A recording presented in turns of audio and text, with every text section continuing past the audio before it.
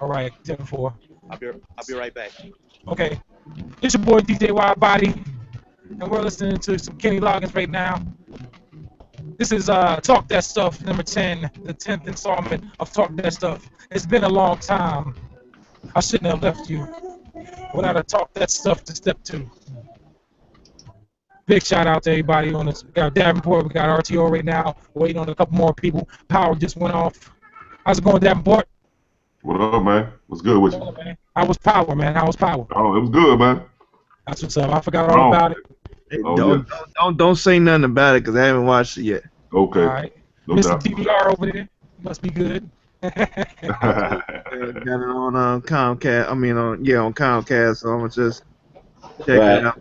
Let me go ahead and ruin it for you real quick. No, I don't like doing spoilers, man. I'm joking. Cause I hate spoilers. For some reason, oh, you know what? I got to. Never mind. How's everybody doing? How's everybody's week? How's everybody's week out there? Man, just We been cool, man. That's what's up, man. I finally submitted a beat to CMA, man. I know Tashir probably gonna beat me up about it, man, but I just sent one. I'm about to send the other one in a minute. Because I hadn't been on in a while. So. I mean, damn, you sending 2 beats? Well, I'm sending one for the intro, the intro submission. So. Okay. Okay, I got you. Okay. You send it too? Damn nigga hurts. Man, look, I'm just trying to get back in the swing of things, man. Me too, man. Y'all been doing some tremendous work, man. I've been feeling real lazy. Man, I've been having some real life stuff going on, man. Not to talk about it, man, but I'm back in the swing now. So. Right. So we bounce back. That's all, and then later on we look down the line. That's why I didn't make it to DC, man. But next time I'm there for sure. I don't care what happened, bro. I hear you. We gonna tear it up once again, man. Yes, sir. Man, I hate I missed y'all, man. Hey, I got a new name for not Davenport. A new name for Wide Body. What's that? DJ Wide Body, aka the Fire Chief. FIYAH Chief. Yeah, dog. hey, I see you change your name, Hurts. I can't keep up with you, man. You know what? I kept looking at everybody. It's like, RTO, he got his government on there. You got your government. Everybody got their government on it, and my name just stuck out. So I was like, you know what? Let me do something different. So I'm probably gonna keep that for a minute. It's actually some history to that last part of what it is. That's actually my grandmother, my father's mother's maiden name. Okay. And okay. My pops, one of his aliases was when he used to run the streets and hustle. He took that last name on, kind of separate himself from anybody recognizing who he was, or even though the name was very popular around the area he grew up in. So I just took that. I kind of took that from him as homage to my grandmother, who, by the way, was actually, I didn't find this out till later in my life, but she was like she was a church pianist, and I never knew that. And I spent a lot of time with her, like when I was a kid, but she never let on that she was that talented. I just thought she was just a grandmama, but anyway. So I'm starting to understand a lot of stuff about me musically, from that side of the family, as well as my mom's side, but more so on my father's side, because I'm just thinking like, man, I'm just a dude that know how to just do beats, but I'm looking at it from that standpoint, like, damn, she never even mumbled a word about her being, musically talented or whatever. So. Right. That's what's up, man. That's crazy. I don't think I have anybody in my family that's really musically inclined. It's just that they play so much dope music around me, man. I just soaked it up, man, and wanted to do it, man. You always got to have that one that will do it. Yeah, true that. Yeah. I mean, from an early age, I knew, man. I was just like, man, what does it take to make music? I knew it at an early age, man. I just didn't get into it until I was able to afford my own equipment, but it was always in me, man. Always in me. I just found a video, man. Check it out. I had it somewhere, anyway, on a hard drive somewhere, man. And it was a talent show I was in when I was 18. Man. That joint is crazy, dog. Can't even believe that. Man, I bet you if any footage of me popped up, I mean now, man, whoever published it, I had to have a fist fight with them. Right. Right. Right. And then the sad and the thing about the talent show was I did all, not that we was all that great. I did all the dance steps. I wrote all the lyrics. I was like the king of the joint, dog. I did the music. I wrote the lyrics, everything, man. I was like, damn. Yeah, you was on a mission, man. Hey, Yeah, you sound like man. me. Yeah. Yeah. I try to put together a rap group, man, like when I was about 14 maybe. But my best friends, they liked me, they dug rap music, but they wasn't inclined enough to write lyrics or make beats. Right. So I'm having to write. We're gonna record a demo. I'm writing all the lyrics and stuff. I'm like, man, you know what? It wasn't in them like that, man. It's just best if I just do this on my own. Yeah. If it's in you, it's in you, man. No matter, like I say, man. Somebody had said something on some podcast. I don't know if it was it might have been you, Hurst. You was talking about, man, you make beats, you don't care if it leave your front door. I'm the same way, man. If I never make a dollar, man, yeah. I think I did say that, man. But that's, because a lot of times when you tell people that you do music or whatever, if you're not doing it, I think if you're not doing it from where their understanding of the music is, like a lot of people's interpretation of what a rapper or a producer is what mainstream media gives them. So they look at it as if, man, you ain't doing what the status quo puts before you. Right. That you ain't doing anything. No, sir, that ain't it. And I do it for the love, man. Right. As you love, should. Man. If I don't make a dollar, man, I do it for the love. It's because what I love to do, man. Who was that? Miles? Nah, that was you got your other one going on, why? Damn, man. Change up, man. My shit's all jacked up, man. Damn. Pause. we in the pause session, huh?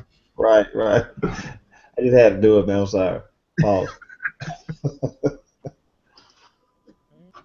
I'm actually trying. I'm in the process. I need to send this other joint off to share, but the bass that I got in the, because I'm doing everything in FL, but the bass I've selected in FL it ain't doing what I need to do. I wanted to hit a little stronger. So I know, man. I'm not totally satisfied with what I sent, man, because the mix is not exactly where I wanted it, but he was kind of calling me out, so I was like, man, let me go and send something, man. I ain't trying to. Man, don't worry about that, because my mix ain't all that either. Okay. I barely mixed it at all, so I mean. So what y'all saying? I shouldn't worry about the bass. I should just First leave of it alone. all, RTO, I ain't listening to nothing you saying, bro. Whatever. Nah, seriously though, I didn't. I mixed it, but it wasn't no mastering or nothing. Right. I just mixed the levels and just threw it on, and that's it. Mm-hmm. You know what? I have a hard time believing that. So Me too. Me too. I'm just gonna say I ain't calling you a liar. I'm just saying. That's why I hope you play mine first, get it out the way, man, so it won't feel so bad when everybody else is playing, man. The only thing I did, I should throw some transient master on the kicks and the snares. That's it. Okay. Leveled everything out. Yeah. Okay. All right. I might be in the road with that, man.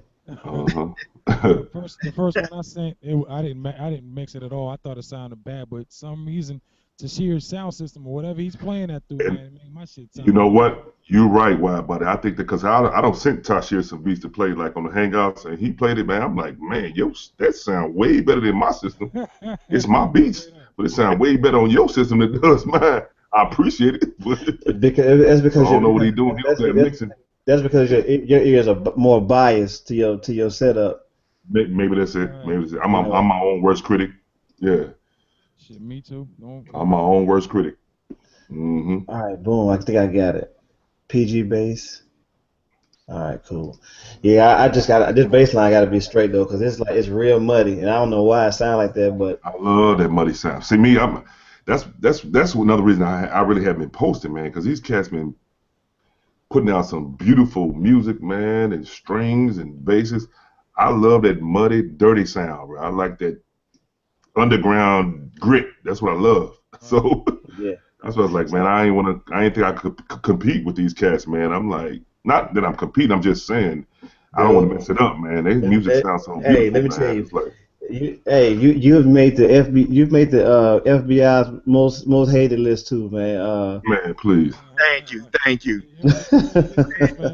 Like, man, you gotta you stop why body and RTO they tied for first. Right. Hey, Nah, see, I saw why body man in person. I'm talking about dude. I'm walking in the Man, room, and dude, I said, man, this dude here. I often think about when I make beats. When I'm making beats, usually I'm so laid back with it, and I'm just, right. why body is actually going to war with the past. Yes, bro. I heard it. I ain't see it, but I heard it, dog. it comes down in his music. So Right, yeah. You was committing assault on them past, dog. bang that shit out. Yeah. Exactly. So I saw it firsthand. I walked in the room and I was like, okay, I'm gonna go in and holler at why about it real quick. Like I thought I had stepped into a lover's quarrel, man, because it was like I'm just saying, man. Man, come on. Yeah, it was something serious. I could hear it, man, in the background. I'm like, man, he's serious with it, bro. But man, I love your beats though, man, because they so energetic and so like, I'm like, damn, I need to make, because I'm so late, man. I'm from the Midwest, man. And I don't know if you know cats from the Midwest, man. We step in the Midwest. So we kind of laid back, man. It's like a 1-2, 1-2. And that's just how it is with me, man. You know what I'm saying? I'm trying to break out that mode, but I can't, man. It's hard. I like what I like. But I love you. I love the energy in your songs, man. I do. Love it. Thank you, man. I appreciate that, bro. Yeah. Coming from you, bro, for real. Yeah, that dude, man. For real. He's so ridiculous with it, man. I was like, damn, maybe I should leave y'all two alone.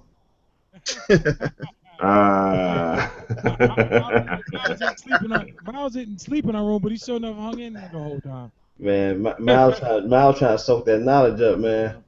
That's what he is. As he should. Yeah. As he should. I'm that age. I'm definitely bringing a notepad with me. Y'all made Miles mad, man. I just y'all made him mad the other night, man. He was ready to fight. All 122 pounds of him. Not 122. We thought Miles was. We met Miles. Miles like 6'10". Ooh, just shit. Man, I got a pair of shoes that weigh more than 122, dog. Hey. Yeah. Miles about 105. Man, stop it. Right. My clothes soaking wet. I thought he was a little bitty dude, man. This dude like 6'3". Is it really? Okay. Yeah. Okay.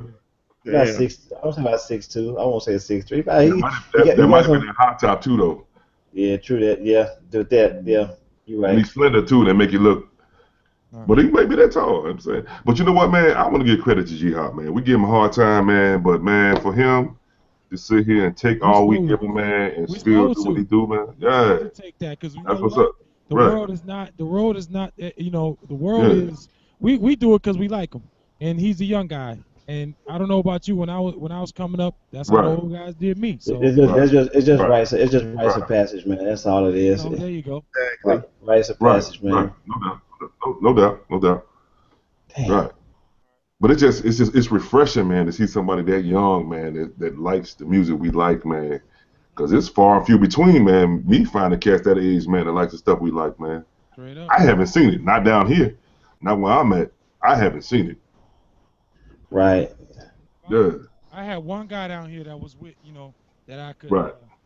That had in him, man. He's motivated. All that talent he got, man. Man, why body? I can't hear nothing you saying, bro. I don't know if you not on the mic or. Hey, you hear me now? Yeah. Okay. Yeah, I'm trying. I had my other computer crashed on me, so I had to switch over to my secondary. So. See what I'm saying, bro? That's how you do it, dog. You can go to this other computer. Everybody ain't able.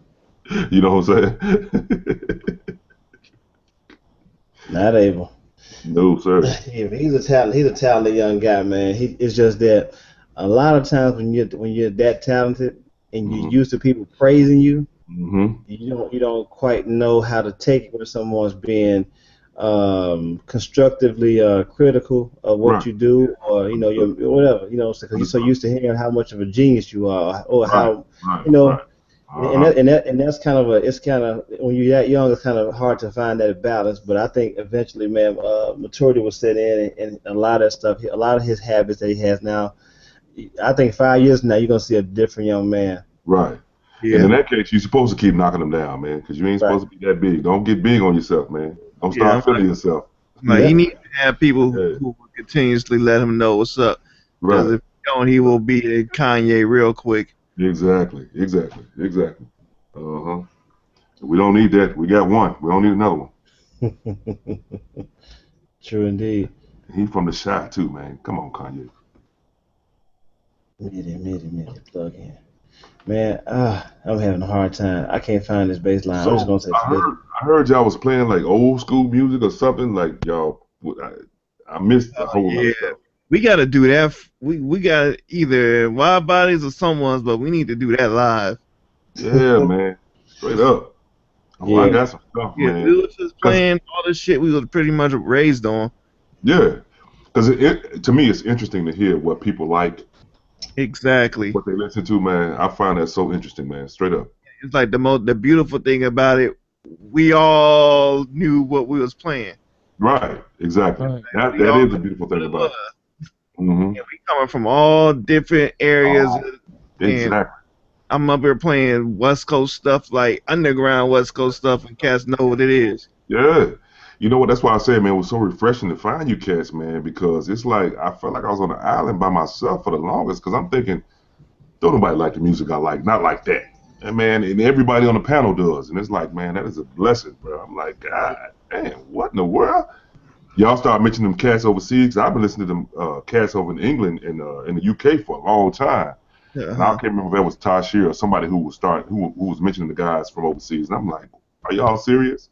I mean, I like rock to these guys. I got some of these songs on my travel list, man. Like when I'm in the car and I'm riding out, I play these guys' music, man, from over there, man. Y'all start mentioning them. I can't remember who it was, but I was like, man, say it ain't so. That's why I was like, okay, I feel like I'm at home. That's what's up. Right. Yeah. Yeah, we had a good time that night, man, because we was able to man, we were just going all over the board, and I think that it was a good thing. Yeah. Somebody, can you hear me? Yeah. Yeah, turn the mic down a little bit though. Okay, thank you. What's up? Man, I just got today. Let me check my email real quick.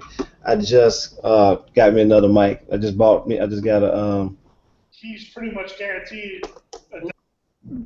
AKG 214. Man, I cannot wait to get it. I'm actually getting rid of all four of the mics that I own. I'm getting rid of those.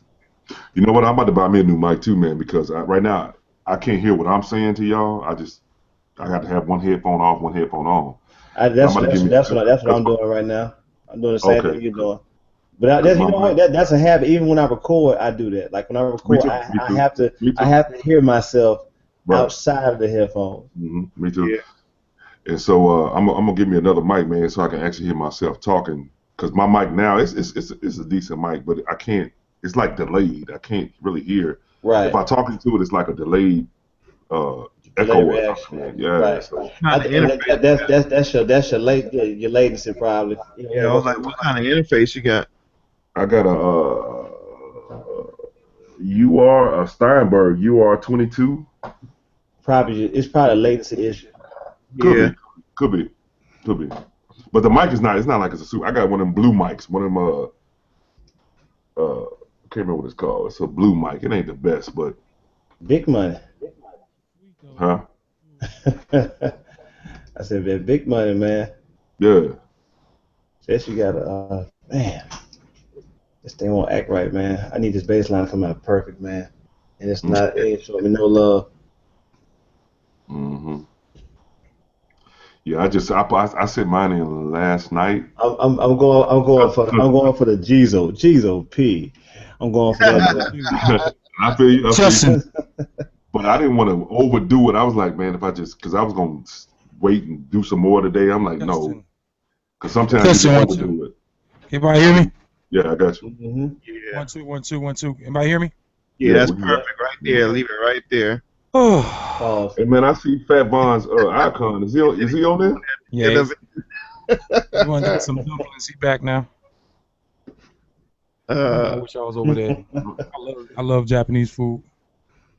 Man. I'm done. I'm done. I'm done. RTO. I'm done. Yeah, I heard what you said there. What he said right afterwards. I'm done. I'm done. I'm stupid. But nah. But yeah, man. I just man. They put me on the spot Saturday, man, because I wasn't. My intent was not to go no more than about 5-10 minutes, maybe. Mm-hmm. And man, when Jay Mitch started asking me questions and stuff, and I was like, okay, well, I got this right here. Well, I got this. Mm-hmm. Well, check this out. I got this here too. And Mm-hmm. before I knew, I looked up. I was like, man, I've been on here about an hour.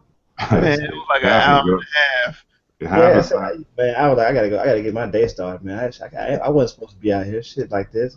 Time fly when you're having fun, That's bro. Man, that's the thing when I'm like, what I be saying when I try to, well, the times when I was on Periscope trying to live stream and everything, it's hard to do something and interact because I get distracted and then I Right. end up being on there for like an hour and I only plan on being on there for like 15 minutes just to make a quick beat. Right? Yeah. See what I'm saying? I've never used Periscope. I got it on my phone, but I never either. I've never I used got it on my phone too, but I've never used it. I used Yeah, to like watch I used it. homegirl I used, draw and stuff. yeah, I mean, I used it like probably like a week or two after it came out. It was before Facebook Live came out. Mm-hmm. And I stopped doing it because I'm like, it's hard for me. I still had the 4000 when I was using Periscope. Mm-hmm. man.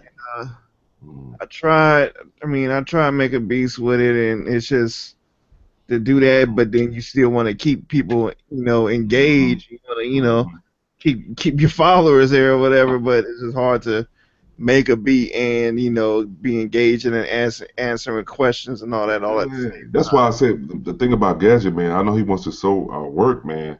For me, I'm not speaking for anybody else, but for me, man, pretty much all my beats are accidents that turn into something.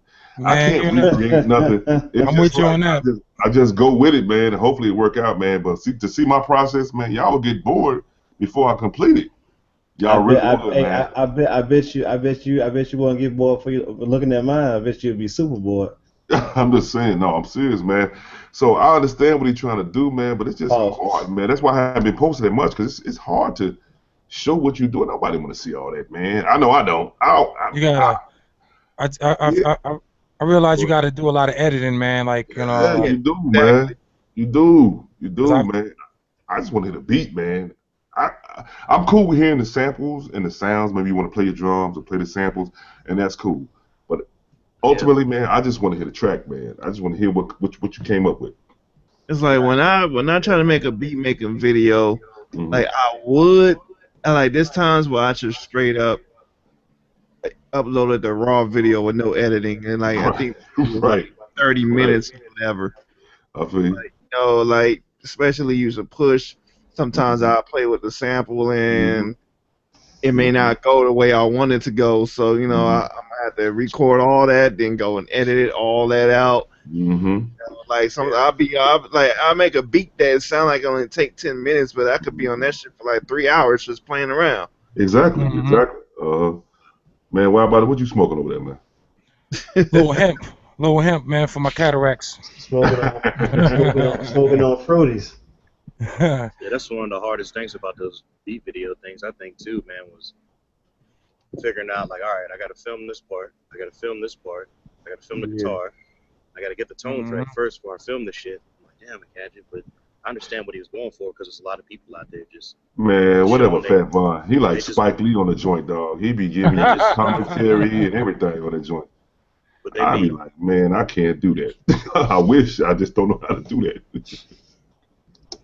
Man, I know that it just takes too damn long, man, to edit the videos like this to upload to some of the bitches, man. Right. Like, man, like, yo, it's 2016, man. Ain't got nothing a little bit faster. Right. Right. You know, people I'm using my little GoPro camera.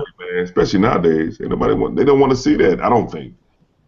Well, I mean, that's what Gadget. I mean, that's when they first started, people would just how we do the video. Yeah, Hey, I played this part, right. this piece here, and boom, start playing. And but I think it would be better, if we in person with each other. If you want to see people's process, that's all great. But to see it on video or live, man, I don't. It's just people's attention span is too short, man, and they don't want to see that. I'm telling you right now, man, it take a minute for me, man, because it's like I say. My beats are accidents that turn into something. Straight up. One thing, Gadget. And I can't recreate it. Gadget was seeing a lot of folks uploading like just the video of them bopping to the beat. And he was like tired of seeing that. Instagram. Here's the thing. And I do understand. I do. Well, here's the thing too. Just make the beat, and once you make a beat you like, go back and film your process of making that beat. True. Well, that's what I started doing that now too. Like all of my videos, every single last one of my videos I put up there are beats that I made them on the last one I made on the 404. But I just went back and was like, all right, well, let me go ahead and record this bass snippet. Right. And it's kind of and once I figured out a spot to put my DSLR up on my turntable, I'm like, all right, I can film from there, so I'll just film as I go. Right.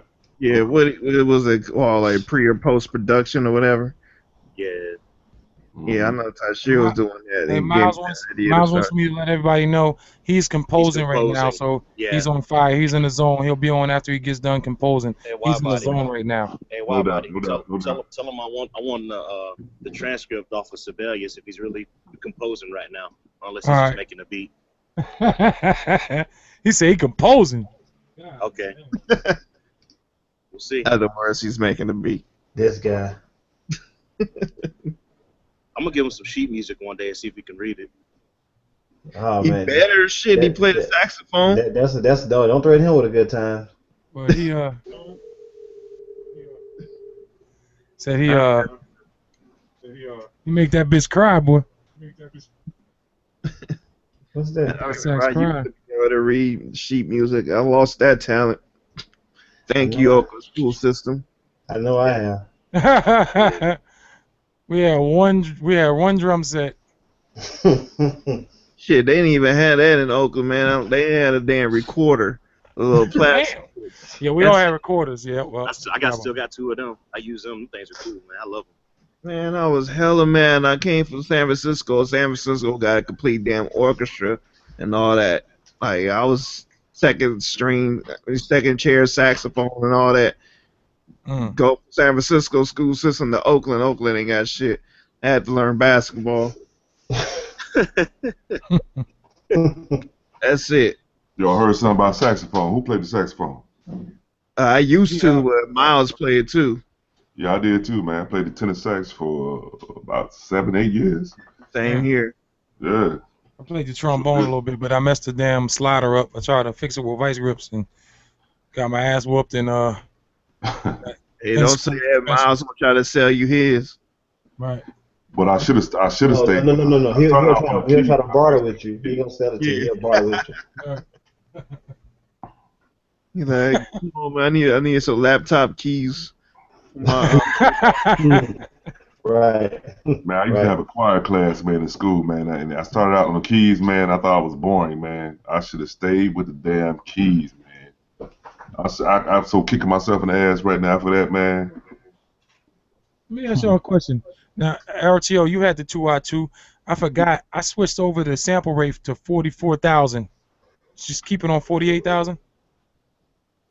I got it on 44.1, whatever.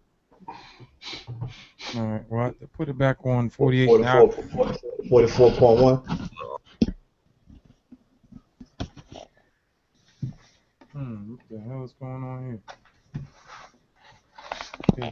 All right, let me see here. Everybody heard about what happened in Baton Rouge down there?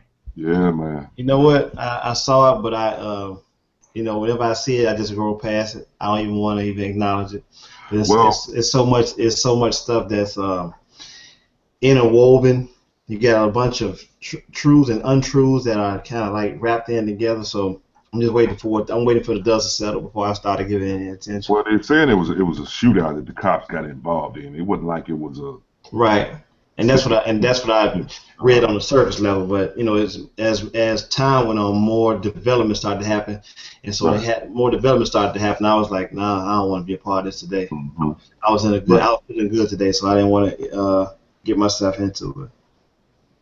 I feel you on that. I was going to talk about was police brutality, and us as men, our pride or manhood, you know, the machismo and all that stuff.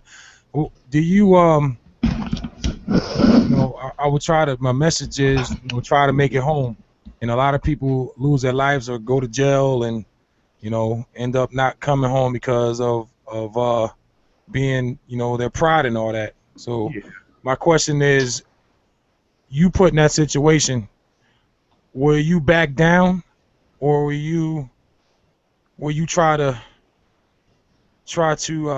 basically resist, or how am I trying to put it? What do you do? Let me word this right. You got to word it right. I'll take it. I'll pick it up from there.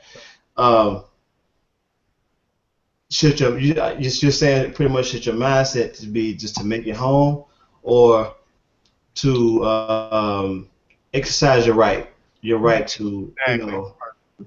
And I think it's kind of a little bit of both. I think, you know, no person when they leave home in the morning. When I leave home in the morning, I don't expect to be, you know, harassed. I don't expect to be, you know, profiled. I don't expect a lot of those things. But that is the reality of a lot of people. My son, about a year ago, excuse me, was coming home from work. It's about 10 o'clock at night, so he works at Kroger, so he comes home, whatever. And so he comes home. On his way home, he's traveling southbound on this road, and the cop is traveling northbound on the same road. This, now, mind you, it's 9:40, 9:50, 10 o'clock at night. He does a U-turn, follows my son all the way to our driveway, which I'm downstairs, but I didn't see any flashing lights. I didn't hear anything. No one called me or nothing. And this is a minor. This is a high school kid.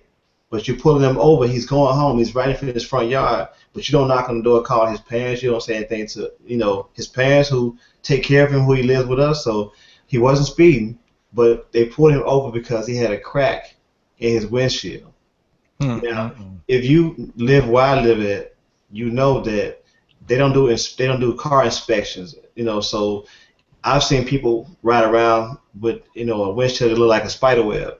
You know what I'm saying? So my whole thing was like, this is an A student. He's in the band. He has a job. He works.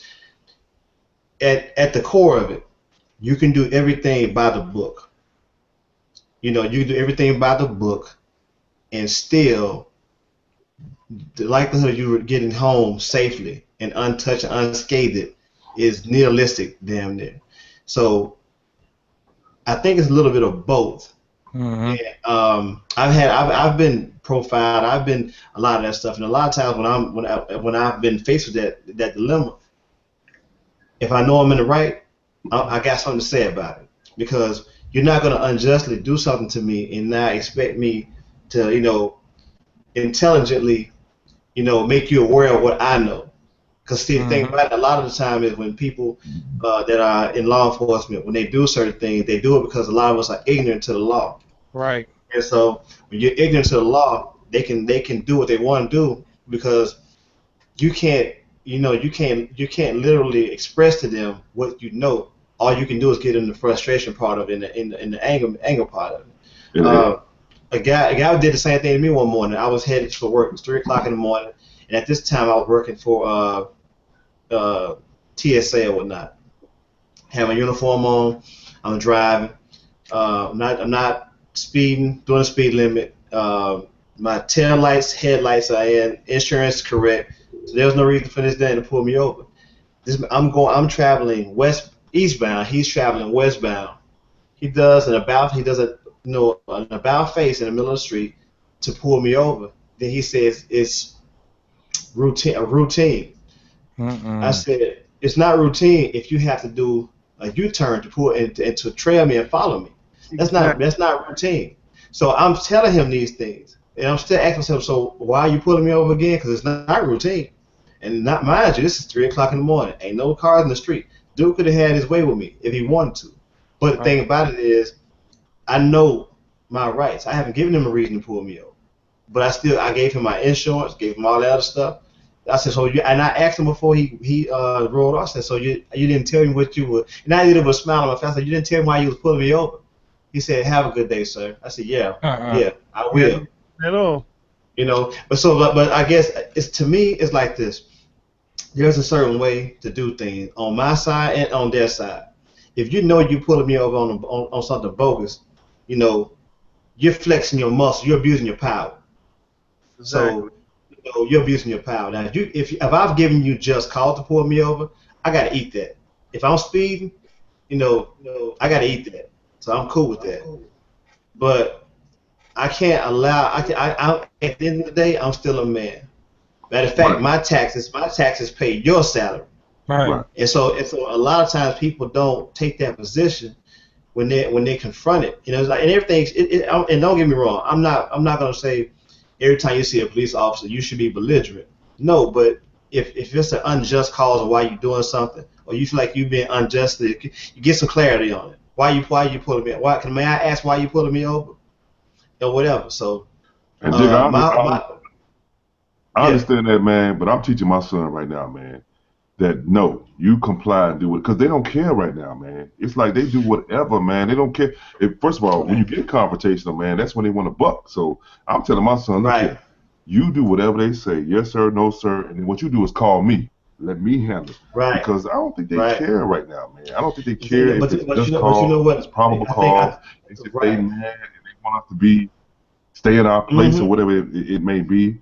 But they don't care right now, so we have to actually. It's sad. But I think that's because I think that's because of the power we give them, though. We give them that power to be like, we give them that power, like, to be. I can't give them, like, it's like this. It's been so many instances where I've been pulled over, and where I'm from and where I live at now, I live like about 25 minutes from where I grew up in Blackhaven. Mm-hmm. So I'm on the Arkansas side of the bridge now. Mm-hmm. And on any given day, when I first started dating my wife, whatever, I would come over here. I would see maybe 2 or 3, Memphis is in Shelby County. So I would see 2 or 3 Shelby County cars pulled over because they think everybody that comes from Memphis is over in West Memphis doing something illegal. When it's not the case, people are either from there or people know people over there. They come to visit, and it's like, what I tell people is this: and if you don't know, when you're being, if anybody watching the playback on it, they want to debate me on it, that's fine. They can do that. When you're a police officer, they train you pretty much to look at people with skin like this as some type of enemy. And even when you're black, they teach you that. Even though you already know that's not the case, they teach you this. So a lot of the stuff that people, who are police officers, they exercise it based on what, their superiors, and what the guidelines they set for, ordinance or whatever, but I remember one time my cousin who's a detective in the Carolinas or whatever, and he had the nerve to tell me that it wasn't a such thing as a quota. They didn't have a quota to meet. I said, dude, either you just young and stupid, or you just don't know, or you just covering. I said, because there is a such thing as a quota. There's a such thing as, but I feel what you're saying, Davenport, and we try. And I don't teach. I was teaching my son the same thing. The thing about it is he responded in the manner in which he's been raised in his household. Right. But the thing about it is knowing your rights, knowing the law, because knowing the law and knowing your rights also with compliance will keep you ahead of the game. Now, if you're pulling me over routinely, now if just so happen you're traveling down the street, and I come out, and I pull out in front of you, and I fail to yield at a sign, or you have more than enough cause to pull me over. But what it is that anytime they see a person of color, don't have a good car, don't have a nice car, don't have anything nice, you're always gonna get looked at with that side eye. And I had this debate all the time when I go to the barbershop, because I know a few cops that go to the barbershop, and on the surface level, these dudes are cool. So I had one guy tell me one time that, hey man, we have the. I said, dude, you don't have the right to do. I said, the thing about it is, when you're in that particular area of, law enforcement, you have to strip. They have to strip away the moralistic views that you have. You can't have morals doing that job, because if you're doing that job and you got morals, you're probably gonna do more of what's right than you are trying to do covert things. Like people say, well, there's some good cops out there. It can be, because if something like this is going on, and you're a good cop, let's say for instance the guy who was the partner of the cop who shot Alton Sterling. If he was a good cop, he'd be like, you know what, hey man, fuck this. He didn't have no right doing that shit. He didn't follow the protocol by no means. Because people have to understand that. I think he just got scared and he lost it. And a lot of them are scared because that's how they train them. They come in scared, and they train them to be even more fearful. So, if you look like me, man. One more thing, I'm gonna let y'all talk. I don't want to talk this whole thing out, but go ahead. I feel you, man. I feel you, man. We had in the city we usually have a lot of hip hop functions that happen, all around the city. But this one particular time, we had a function that was kind of like downtown, in the downtown area. It was probably about 4 or 5 blocks south of Beale Street. If anybody who knows what Beale Street is like, Beale Street is always lit. And so it was a group of I wasn't there that night, but as the story goes, it was a bunch of them. I was supposed to be there, but I think I had to work or something. But anyway, it was a function that was happening outside where it was just a whole bunch of freestyling going on. Everybody having a good time. Wasn't no cursing. Wasn't no belligerent. Everybody was just there, and it was having a canned food drive as well. So for the Memphis Food Bank for the homeless. So anyway, now, like I said, if you travel 4 or 5 blocks north of where they were, you got guys that's hanging out on Beale Street, a bunch of white kids, white guys, whoever. They don't mess with those guys. They keep rolling past them. But you roll past a group of black kids, and there's some white kids sprinkled in there as well. White people sprinkling in as well. You look at that as a threat, even though ain't nothing going on. And they try to say that the business owners in that area were calling in complaints. They always say that. And when they went back and did the research, nobody, most of the business owners on that strip of downtown, they're usually gone about 5 o'clock because they're trying to beat that rush hour traffic and what have you. So what it was is that you had a bunch of black people that was congregated together having a good time. They wasn't drinking, wasn't no smoking, it wasn't belligerent. It was just a peaceful ordeal. But the police officers made that ordeal way worse than it was, Right. And like I said, I understand about complying and all that stuff, but like I said, a lot of it is how you're trained. Right. You do your job according to how you're trained. Don't get me wrong, man. We all are proud men, dude. So yeah. you're gonna want to speak up for yourself. Well, I'm just saying, the way they think right now, man, it's almost like kill to be killed for whatever reason, and they're not even in harm's way, but they automatically assume that they are. I think. Because I don't understand, because some of these people are not giving them reason or cause to feel like they're in harm's way, but they're still doing the stuff that they're doing to us, man. So that's why I'm telling my son, look here, you just comply until you get to the house and let me handle it. Right. How let it be on me. Yeah. My son is 13. But I got a son that's 22. Okay. He don't live with me, but I got a son that's 20, lives in San Antonio. Yeah, but and like I said, I have these debates. I have these conversations. I won't say debates, but I have these conversations all the time, but they end up turning into debates, whether it be in the barbershop or just talking with close friends or whatever. But as the saying goes, those that don't know their history are doing to repeat it. there, it's a song that Dwelle has called "My People," and he says, "If Mama could sing a song, she said there's never been a worse time to be living young and black." And when I thought about that, another part of the song said, "How else can this be?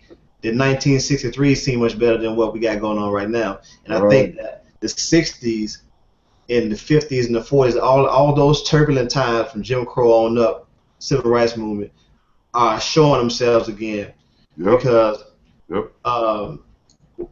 what happened is, I think along the line we got too lax in thinking that everything is all good, And I had this discussion with my wife one night. We were talking. She's like, "Well, times is different." I said, "No, they're not." I said, "The same thing that was going on in the '60s is going on right now." I said, "All the difference is everything is more covert now." I said, "So you can't, sit back and get too relaxed thinking that things are, what they appear to be, and when they're not." I said, we raising kids now, and we raising kids, and we trying to raise kids to be productive, law abiding and whatever. But you can do all that you've been trained to do. You can do everything by the book. The other young man who got killed in Minnesota, he was compliant. All he wanted to let them know was like, "Hey, look, I got a gun in here. I'm licensed. I just want to show y'all this, let y'all know this," and he still lost his life. But it goes back to what you're saying. A lot of it is because a lot of these guys are scared. It's a lot of them. They're racist. Let's get that on out there first. A lot of them are racist. A lot of them are scared. A lot of them have been engineered from their upbringing to be look at you as somebody who is substandard or subpar. Exactly. All right, let me interject this thought here. Let me say one thing. Hold on. Yeah. But what they need to understand is, man, first and foremost, man, quit pulling us over for BS, man. For real. Let us go home, man. Y'all pulling us over for these trumped up charges. Right. Busted headlights, busted tail lights, and we don't have them. Man, I got pulled over. All we do is try to get home, man. If they would understand, y'all put your own selves in harm's way, or putting yourself in danger by pulling us over for no reason. I understand there's some bad people out there. I get that. But it's all part of a bigger. It's all part of a bigger scheme of things. I just saw this. It is. I just saw this thing. No. Hold on. I just saw this thing, man. On I don't know if it's on Instagram or what. Some guy, some security that worked in a Mississippi jailhouse was saying that they're losing money because they don't have enough inmates. Right. Yeah. I was like, really? Hey, but let Miles interject. I want to touch on that, but let Miles interject. I want to touch on what you just said. I wasn't trying to cut you off, Miles. I was just trying to get that. Yeah, that's fine, man. Go ahead. So, I did a research paper on racial profiling back in the day, and one of the psychological studies I came upon was that whether they think it or not, it's subconsciously rooted deep in their mind, so they don't know that they're thinking it, but the darker the skin, the more dangerous the individual. They don't know that they're thinking that, but it's so deeply rooted into their subconscious that it's what they immediately perceive. In a split second, if he's darker skinned, he must be more dangerous. That's not saying that that they're thinking that out loud or they know that they're thinking it. It's a natural reaction to darker skin that makes the individual already look more dangerous from the second they see them.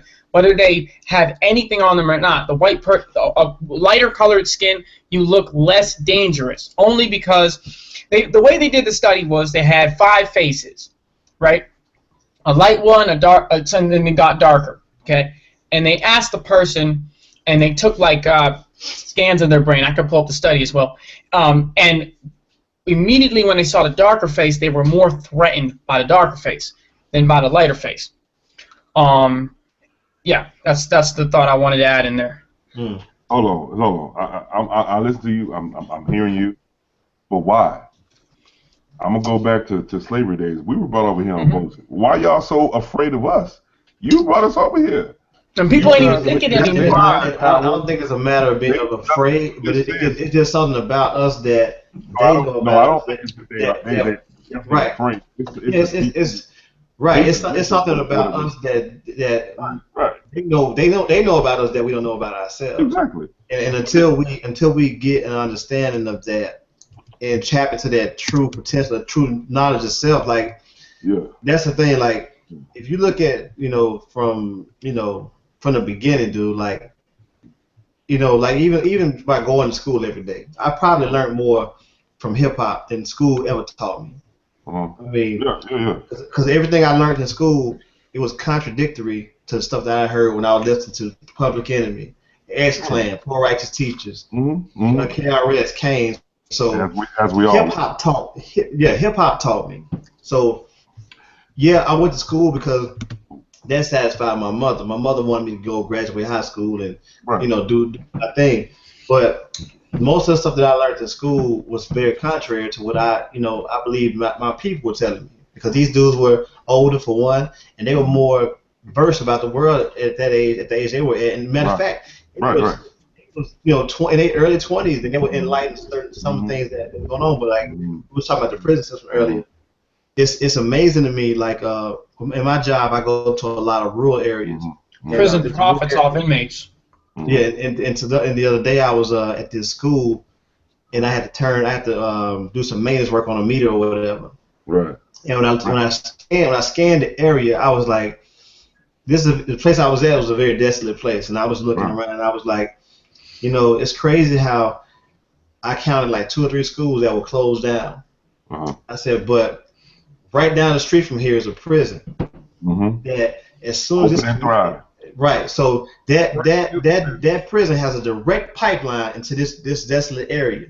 So so you close down school, that's okay. We'll funnel them into the prison system, make money off of them, because let's be real. They're building more prisons than schools. The amount of prisons built per year for the last 20 years is far more than they're building schools. They build prisons at a faster rate than they're building schools. Exactly. Because the government doesn't profit off students. But that goes back to the whole. It's about grand design, but it goes back to the whole thing that we talk about slavery, and technically slavery never went anywhere.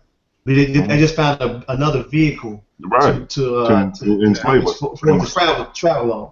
So when you look at the prison system is no different than flat out slavery. It's still slavery. It is. And if you look at it, it was about why the prison is so filled up with us.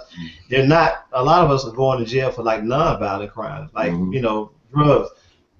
I don't. Last my check, I don't have a yacht in the backyard. I don't even have a fishing boat. So I don't have a plane, so I can't bring none of this stuff. But like, it's fitting that RTO is on this panel, because when you think about the Panthers and how they destroyed the Panthers, Ronald Reagan flat out destroyed the whole. You can thank Ronald Reagan for the drug game. You can thank Ronald Reagan for the whole crack epidemic. Because he started. We had the resources to bring that in our neighborhoods, man. Come on. Ronald Reagan was the governor of California, and I mean, shit, you can look it up. You can watch Panther, and it'll show you that too. But that dude single-handedly, between him, Oliver North, and the Sandinistas and the Contras and all that, all them people was in bed together. You know what I'm saying? So, hey, I want you to drop this stuff in the community. We're gonna push. We even gonna infiltrate the Black Panther with some of our people.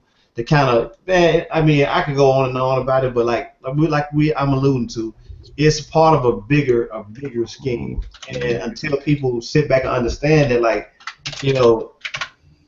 black people are merely a threat because of the potential for them to do better than the oppressors where they wanted us to be. They wanted us to be right. Yeah, but for us to have overcome all that we overcome, they know that we will overcome anything, and they scared of that, man. Y'all can do whatever y'all want to us. We're gonna find a way. But black trying to cause y'all no. White people get arrested 10 times less for using 5 times as much, and far worse drug paraphernalia than. Okay, that just throwing out. But you got to think about it. Even with the mob back in the days, the reason why the mob didn't work well.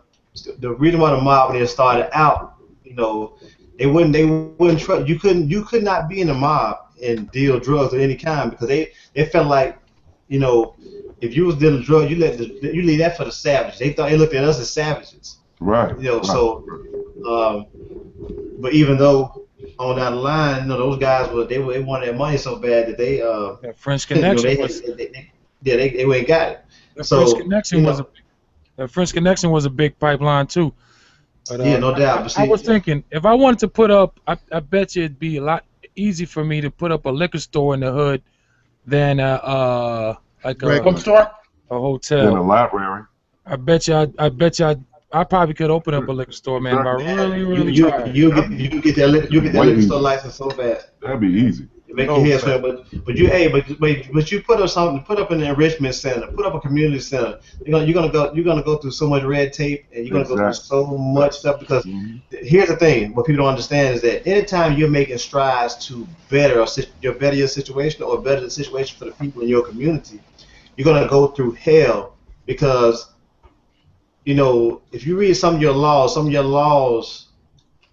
ancient laws in this country are made to keep certain people in power and to keep the people who are these enslaved, the indentured service and voluntary service, right? To keep them, keep them under the foot, you know, of the master or the people who are spearheading this movement of, you know, of white supremacy or whatever.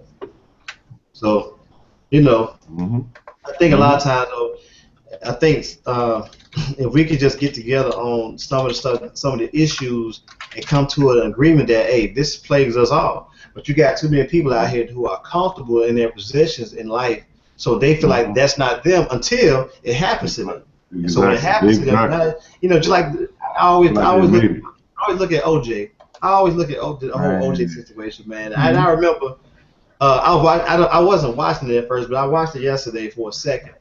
And they were showing how, you know, the cops, they use their little trick knowledge to get them out the car and subdue them and take them down to the precinct or whatever. And they said he was in the car with the police officers and he was riding by, looking at all the people on support. He was amazed by it. And the first thing he comes out of his mouth was, how did all these niggas get to Brentwood in front of these white officers? And I was like, wow, that showed me that he didn't see himself. I missed that, man. Say it again. He kind of broke up. What'd you say? He was amazed at what? Yeah, he said he was amazed by all the outpouring that he had there. Right. And the first thing he said was, how'd all these niggas get to Brentwood? Wow.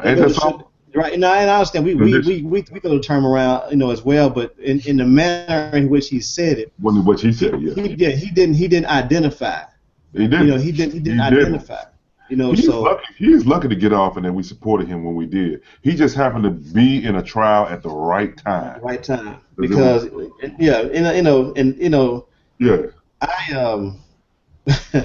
It always amazes me, like people who always, you know, go out their way to make sure that they play the safe Negro, and oh no, I'm not like them. It's like you trying to get that validation for people that don't care shit about you. Look at Tiger Woods. He went out of his way to say he wasn't black. He wasn't black. Exactly. He wasn't black. Yeah. Guess what? And it was funny with That's because he knows. That's because he knows, and that he was going to be given less opportunity for being known as that, even though it's obvious he is. But when now no leeway to Tiger, but he only does that because he's going to get less opportunity if he is the other way.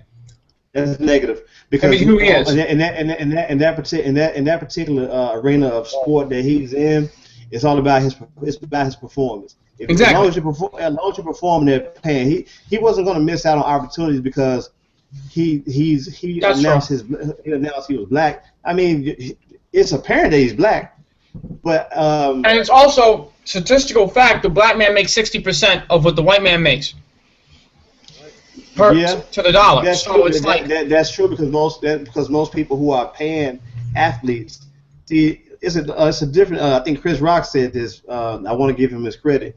He said it's a difference between being wealthy and being rich. He said Shaq is rich. He said, but He said Shaq is rich, but the guy who signs his check is wealthy. See, wealth goes a long Like the way. owner of the team he played for is wealthy. Exactly, that's what he said. Yeah. So that that goes a long way. You're rich, but if this dude stop paying you, what have you done for yourself? With all the money that you've attained to make sure that you stay afloat. How do you extend your wealth? Exactly. How do you become wealthy? But is that Tashir or is it RTO I'm hearing, man? that's me. Wild by. Huh? Oh, made with the music or what? We got some fast typing. No, I thought that was that was me. Sorry. Typing is Miles. So happy he got a keyboard. He don't know what to do with himself. Man, what? I've been pounding on this thing. I wanted to touch on the whole crack thing and everything with Reagan and all that. Please do. Especially since I'm from Oakland, like that's like damn near crack city. The whole damn yay. Yeah, no, I was trying to say the movie, with Nino Brown and all that. New Jack City. That's basically based from Oakland with the Mitchell brothers and all that. But it's funny because Reagan did that. He basically just wiped out the Black Panthers and turned got everybody all fucked up and everything.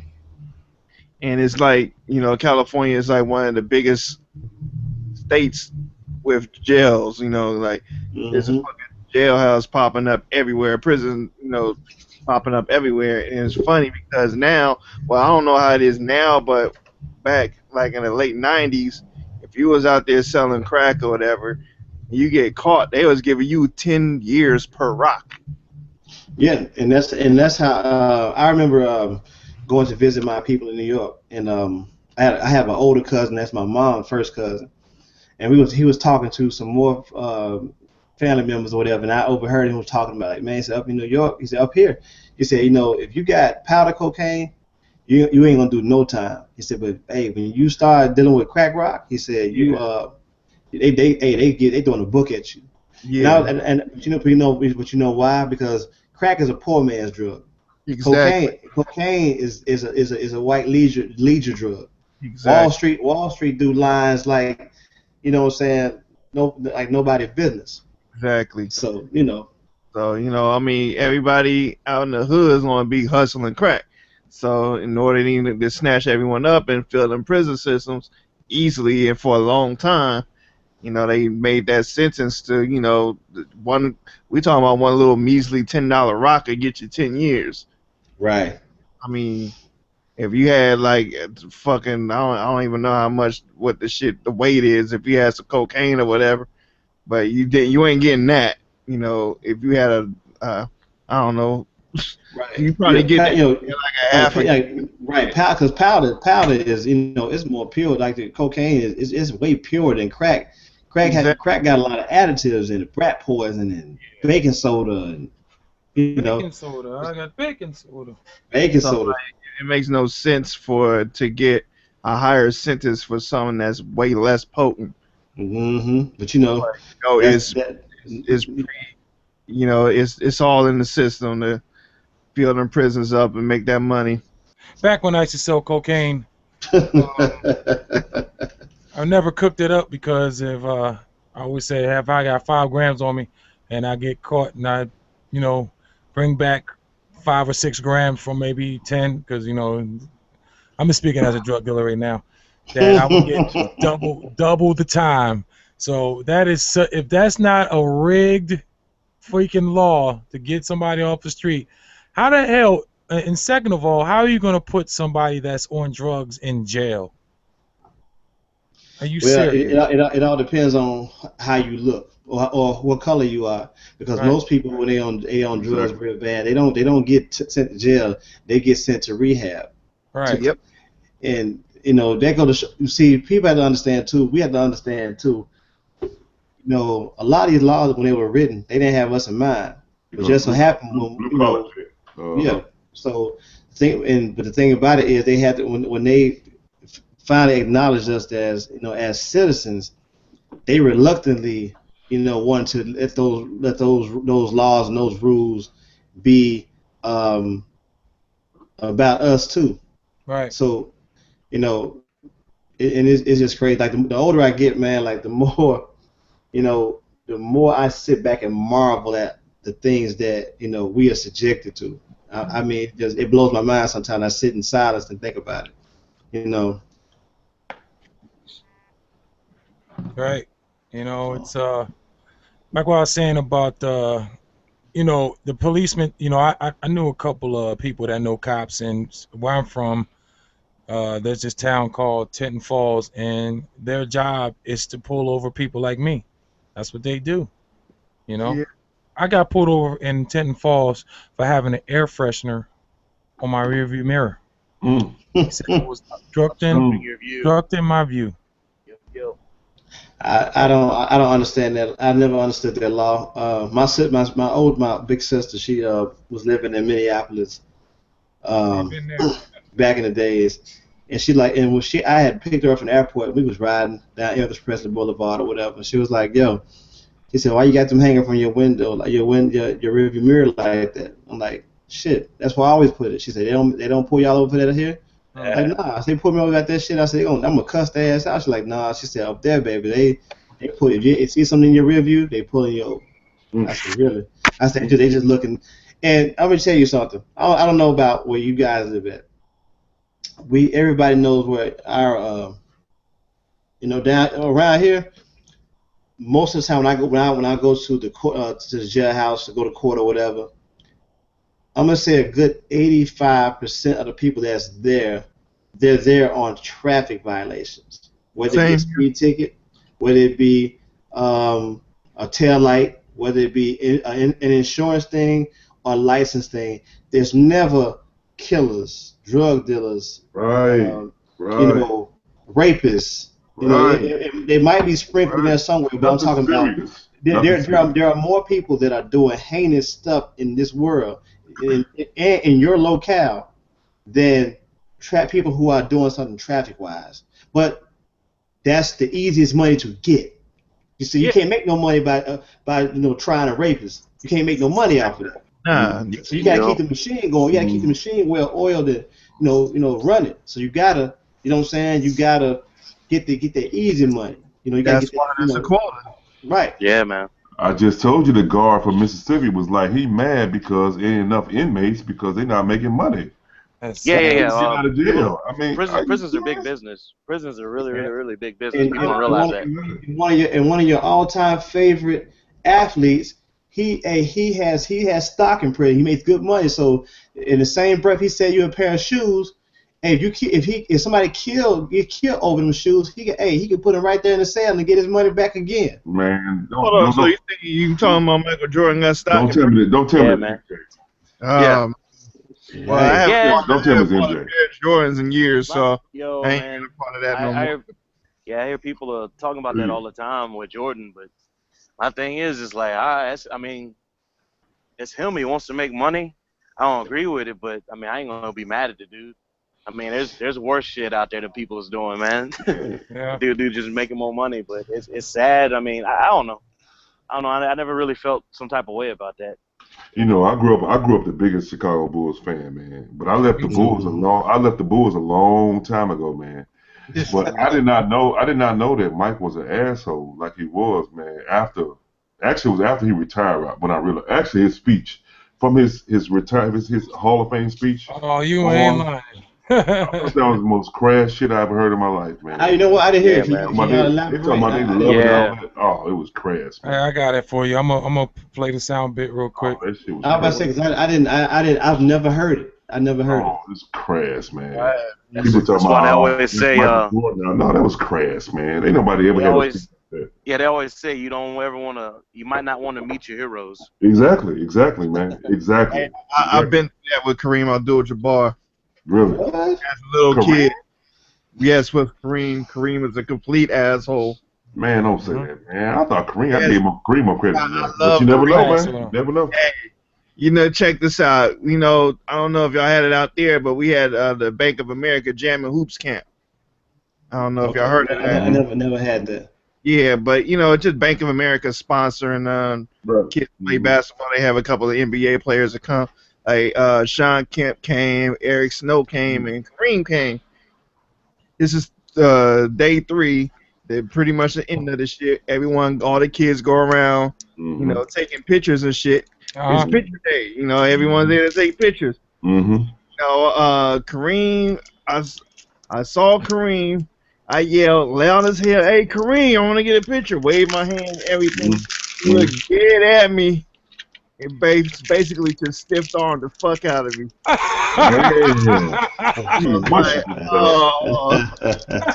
Yeah, he's 7'2", so that was a hell of a mush, dog. I was like, for real?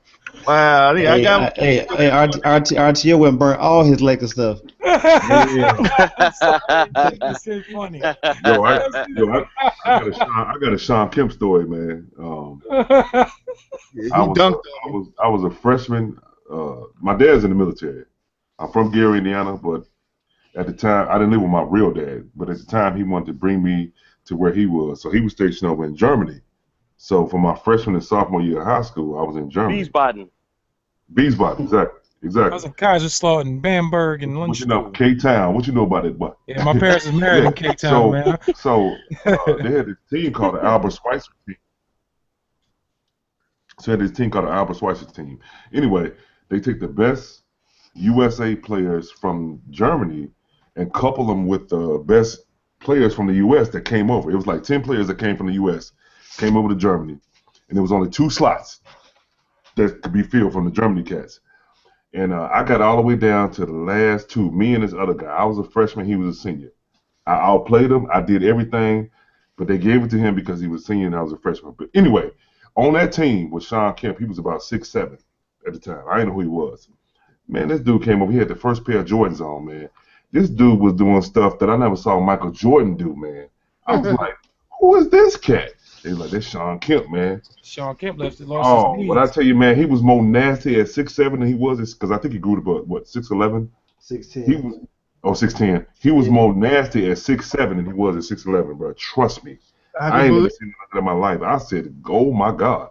That's when I had to start rethinking my life, because I thought I was going to have a chance at the NBA, though. I was like, okay, seeing that. I don't know. But that guy playing. But I should have been on that team, man. Now, I outplayed that dude who was a senior. They gave it to him just because he was a senior. I outplayed him. Everybody said it. They just thought that I would make it after that, so they gave him the spot. Yeah, that's, man. So you stiff armed him. I got stiff arm. You're right. Sean Kemp dunked on me like a motherfucker. I went up in there all Anthony Hardaway'd out from head to toe. I had the jersey, the shorts, and the shoes. I'll tell how tall are you, man? Yo, I'm only 6 foot. Okay. Yeah, I played point guard. I was a point guard. I got one of the boys too, man. Man, I pretty much stand out from all the other kids that was there. So you you come up like pick a kid like come here, man, come play defense on me. Like all the little kids, they stuff squatted from KD and all that. Man, he came up. He was teaching us how to post up and everything. So he posted me, took a shot, ran around, grabbed that shit, did a reverse on me, man. Yo, the most embarrassing I had, you can hate basketball, man. Huh? You should hate basketball. Oh, man, that made me love it even more because I'm like, man. It's 2 things that made me change my life as far as thinking I was gonna play ball for life. I was playing. San Antonio has this pro-am league. My dad used to coach in the pro-am league. It's a pro-amateur league. They have pro professionals and amateurs. Yeah, we got them here. Yeah, so I'm playing. You know, they got the Spurs. They got all kind of players from Houston and Dallas that's playing in this league or whatever. And then they got a lot of college players, and I'm one of them.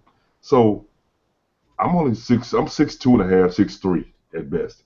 And but at the time, you know, I could jump out the gym or whatever. So I'm posting up. I don't know if y'all remember, man. It's a guy named Alvin Robinson. Back in the day, man, he used to lead the league in steals. He played for I remember Alvin Robinson. He played for the Bucks. Yeah. Alvin Robinson was a point guard. So I'm like, I'm considering myself a forward. So I'm like, man, he on me. I'm gonna post him up. I know he's an NBA player, man. I did my little jab move, man. Stab, went up. Man, this dude went up and blocked my junk against the board like LeBron did Iguodala. Come on, you didn't have to say But that. we had this dude who used to take pictures of us, follow us, and take pictures. He caught the perfect picture, man, with Allen Robinson in the air, blocking my shot on the backboard with his legs crossed in the air. It was just totally nasty, dog. I was just completely demoralizing. I'm like, are you serious, dude? Point guard. Point guard. Online. So you're saying you would like the first Lenny Cook? Yeah, pretty much, dog. Yeah, dog.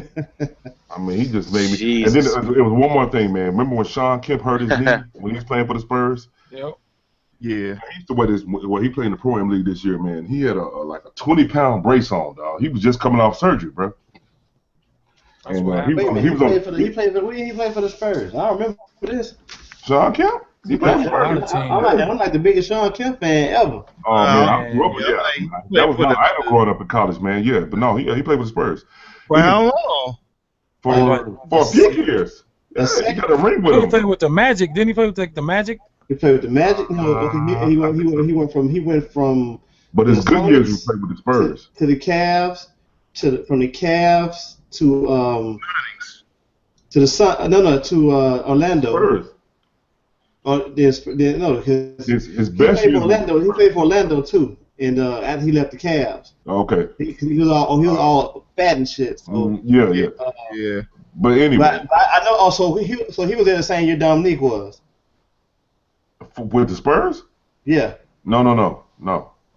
If he was, not that summer league year. We're pulling his wiki out right now. We're gonna get to the bottom of this shit. Yeah, because Neek got a ring in 99. Yeah, Neek got a ring in 99. So if Kemp was there. No, Kemp. It had to be the second time around. Second championship then. These were Sean Kemp's good years. I remember that. He played with the CO, the Supersonics, Cleveland, Portland, Orlando, and then they made a couple comeback attempts with Orlando back in '03. But maybe this when he played with the Spurs, because he was in Spurs training camp. All I know is, man, this dude he must never made it. Hold up, you know what? No, he played with the Spurs, man. He got a ring with the Spurs. What year was it? I'm trying to see what year that is. What are you talking about? Oh my God. Oh shit. Debo. I'm getting out of here. Shit. Oh, CX, what's good, man? Suck my What's up? dick. What's up? he got a ring with the Spurs, man. I don't think he's not listed as playing with them. He might have went to training camp, but I don't think he's Man, remember when he had that step back shot at the corner with y'all? What you talking about? Yo, Google messed up, dog. Hold on. I'm sorry. I apologize. I'm saying Sean Kemp. I mean Sean Elliott. Yeah.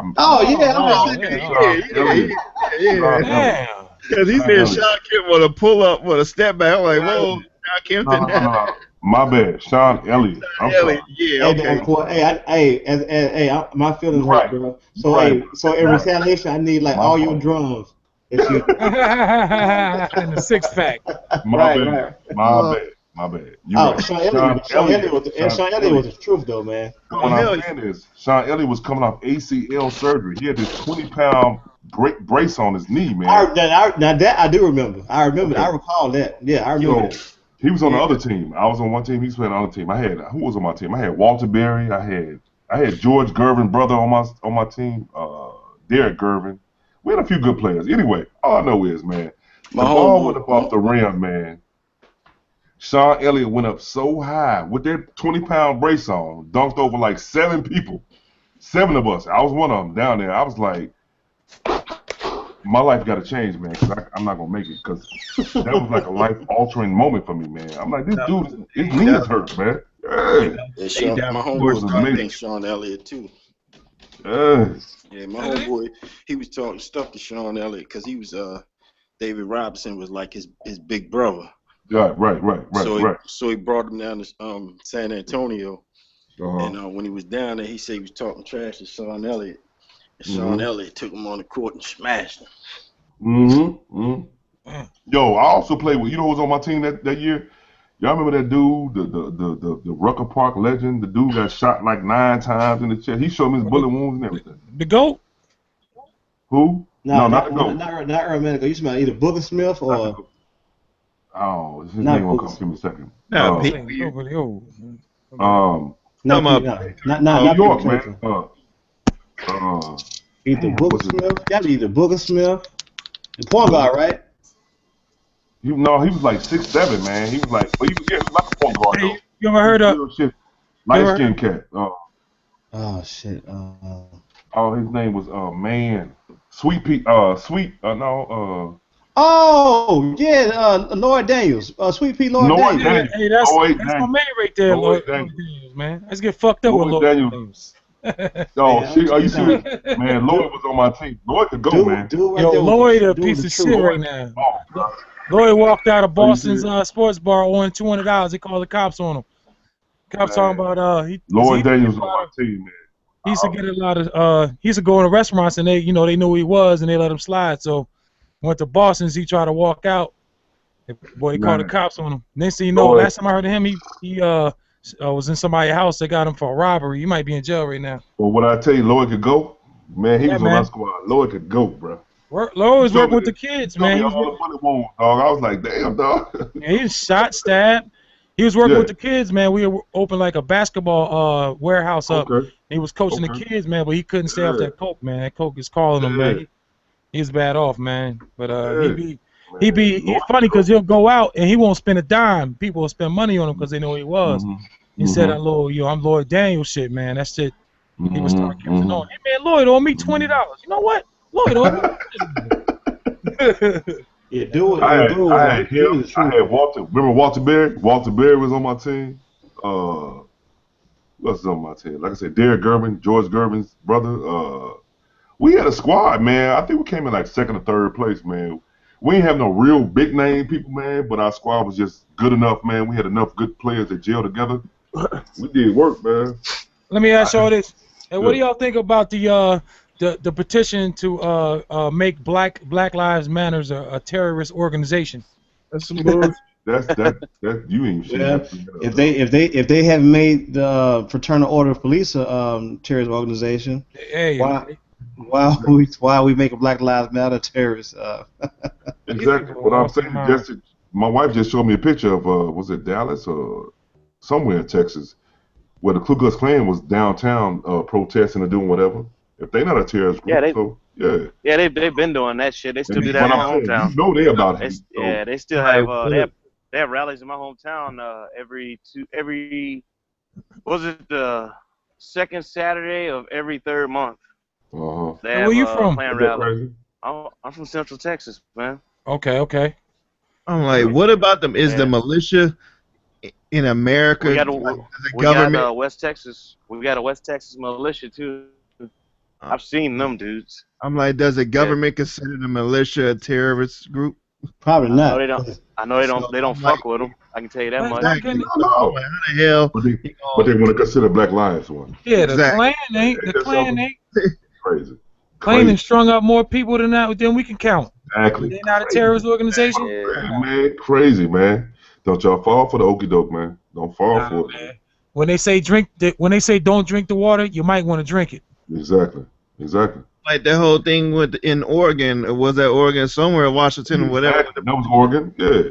It was all up in the FBI headquarters with just took over with and everything. Exactly. Yeah, that's some dudes with the Bundy Ranch stuff. Yeah. They want to talk. They took over the state park building. You see what they're ready to do in Cleveland, right?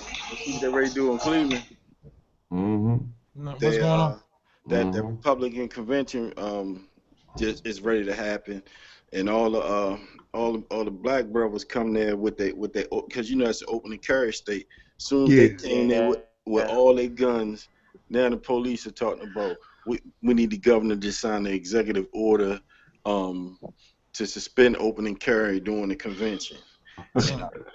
No, what it is there's a fine line on the rules. Open carry is fine, but you're not supposed to open carry during a protest. But the thing is, the Black Panther Party was not actually staging a protest, but the police interpreted it as a protest, so that's why they're like, oh, you can't have your guns. Of course. So, I mean, the whole thing is they don't. I mean, I always said it. You know. Hey, y'all let me know mid-talk if my audio breaks up. I didn't mean to cut you off. You good. Always said, you know what I'm saying? I grew up around illegal guns. You know what I'm saying? Too. Who all and I never seen nobody shoot each other by mistake. Exactly. That crazy stuff. Exactly, man. You know what I'm saying? Exactly. And I always said, for those people who don't have them records and got them guns, the only way you can make them stop doing the opening and carry is if black people start doing it. And then as soon as we start doing it, it's a problem. It's a problem. It's a problem. You're right. You're right. They want to make the rules conducive for them, and then when we find loopholes or we do it according to the law, they find another way. There's a video. Yeah. There's a video on Facebook of somebody doing that open carry. A white dude did it, then this boy did it. Exactly. Exactly. That was bullshit. I tell you what, though. I tell you what, man. I mean, I know y'all are talking about it, like getting pulled over with a gun and stuff. But when like I said, I just moved out here a year ago, but I was living in Tennessee, and whenever I would go to Memphis, because I was telling Digger I'll go to Memphis a lot, sometimes I would have 2 interns with me. And anytime I had these interns, they were young. Most of the time, they were young women, white girls.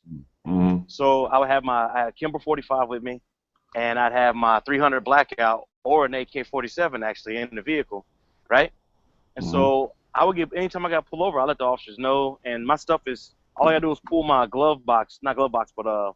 overhead visor down, and all my information falls out. And I've never had no issues, man. But I keep track of it. I've been pulled over 19 times with an assault rifle and a pistol. And over 20 times with just a pistol.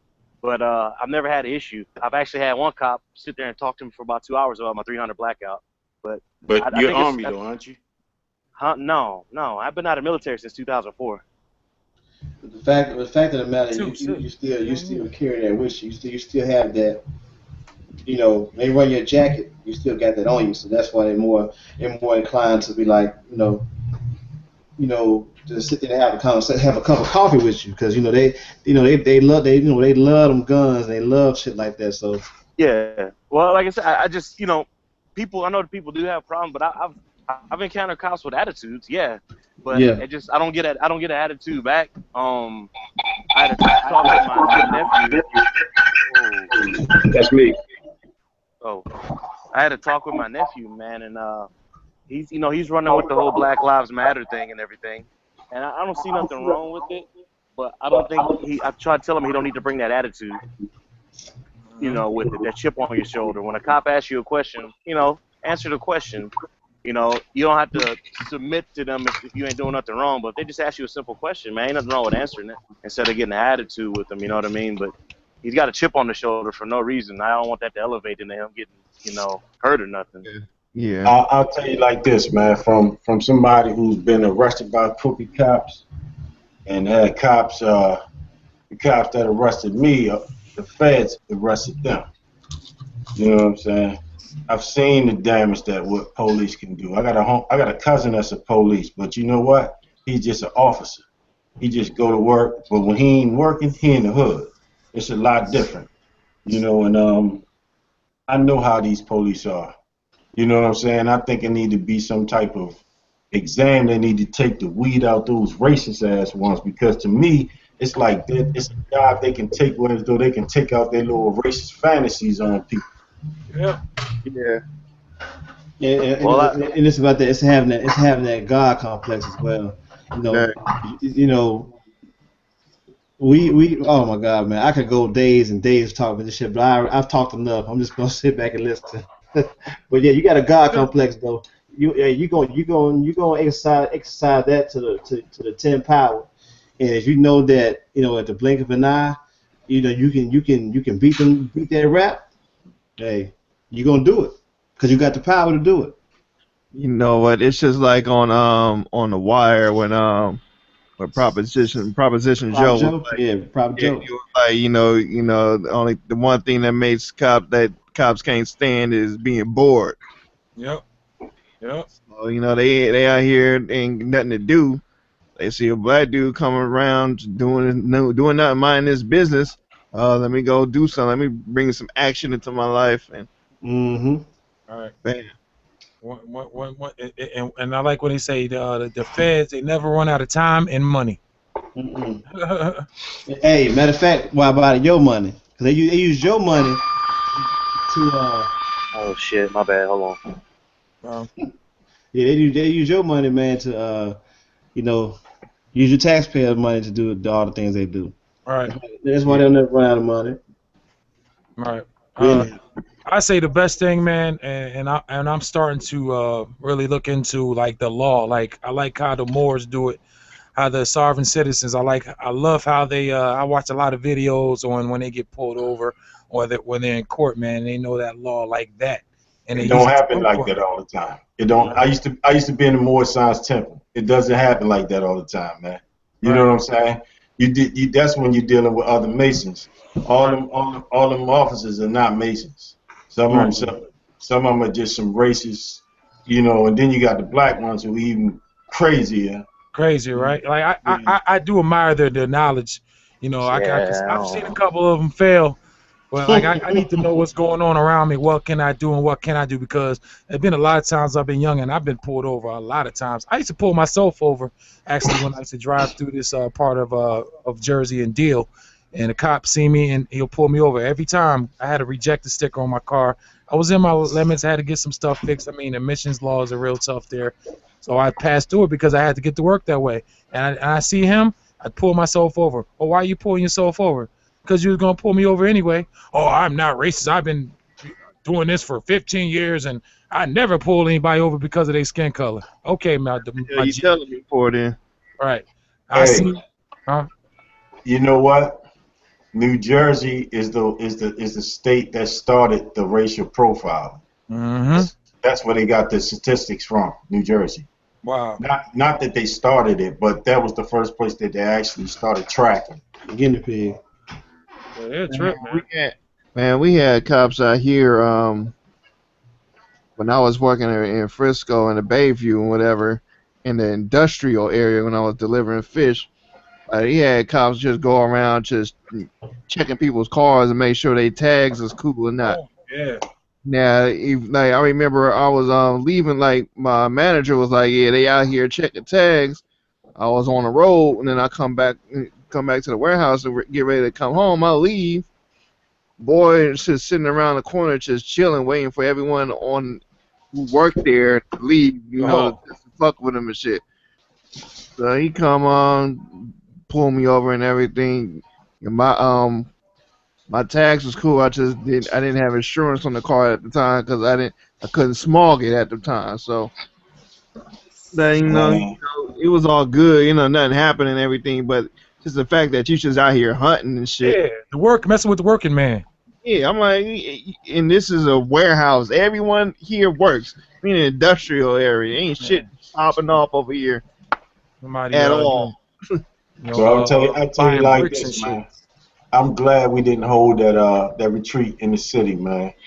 Because I'm telling you, like, one thing about DC, man, we got so many different forms of police. It's ridiculous. Really? Yeah. Yeah. Where were we close to? I didn't even know where I was at on the map. We're closer to DC than Baltimore, right? Yeah. We was like literally like 10 minutes from College Park. Okay. Where the Maryland Terrapins play at. Okay. I've been actually stayed down the road from the campus 03, 04. I stayed down there. It was around the time they had college exams, and I remember the exams was over and I went down that little bar scene and stuff. It was crazy down there, bro. Oh boy. Yeah. Oh Lord. Yeah, I'm just glad we didn't do it in the city, man. You got to deal with DC police, Park police, Treasury. Damn. Yeah, Treasury. man. They got like 30 different police up in DC, man. Jesus. Yeah, 'cause you got all that shit to deal with out there. We got down here. We got the regular popos. We got the sheriffs. We got the state police. We got the DOT cats, and you got the forest motherfuckers. Ain't no state police in DC. Nah. You got like I said, you got Park Police, DC Police, Treasury, Housing Authority, Transit. Damn. Y'all like us, but now y'all got way more than us, but we got housing and all that too. Yeah, we got state police, city, sheriff's department, city police, and then the worst thing is the game ward, because the game ward come up on your fucking property. Yeah. We got that, but y'all got like, I'm pretty sure y'all got like transit police and all that too, right? Who? Where CX at, or anyone who hell yeah. Them Metro. worse. I'm not gonna lie, man. Yeah, I lived out in the country. We ain't had none of that. I really like PG County, man. If that's what it is, man, I love that place, man. Well, where we staying was in PG County. One time they had the worst, like the second or third worst police in the United States. Man. But that's the second. No, that's the third highest concentration of black middle class in America. Wow. PG County. Man, I went home afterwards. After we left there, and my poor little state didn't change. My little neighborhood, they didn't came in there and then commercialized every damn thing. Gentrified it. Gentrification. Big ass Wawa on the corner. What the hell are Wawa doing around here? What's that? The Wawa. You never heard of Wawa? It's like a something like a quick. No, you wouldn't know about Quick Check either. Y'all don't have the Wawas down there, Hertz? Nah, not. I'm trying to see what he talking about. We might have the equivalent to that. Wawa makes you go in there and get a sandwich. It's like a 7-Eleven, but it's on steroids. They got gas. You could get a sandwich. Quick stop. It's like a sheet. You ever heard of sheets? Oh, we got those ones. They call Exxon. Okay, or like AMPM. Y'all got AMPMs out there? We got one AMP. We got a joint called the Hop In, and they used to be on my Exxon. Yeah. Hey, it's a Flying J is what he talking about, Dixon. Okay, yeah. Okay, yeah, we got Flying J's. Flying J is all it is. I love That's all it is. Okay. Hell yeah. Man, I keep on saying it, man, but I hope we get to do this shit again and soon, man.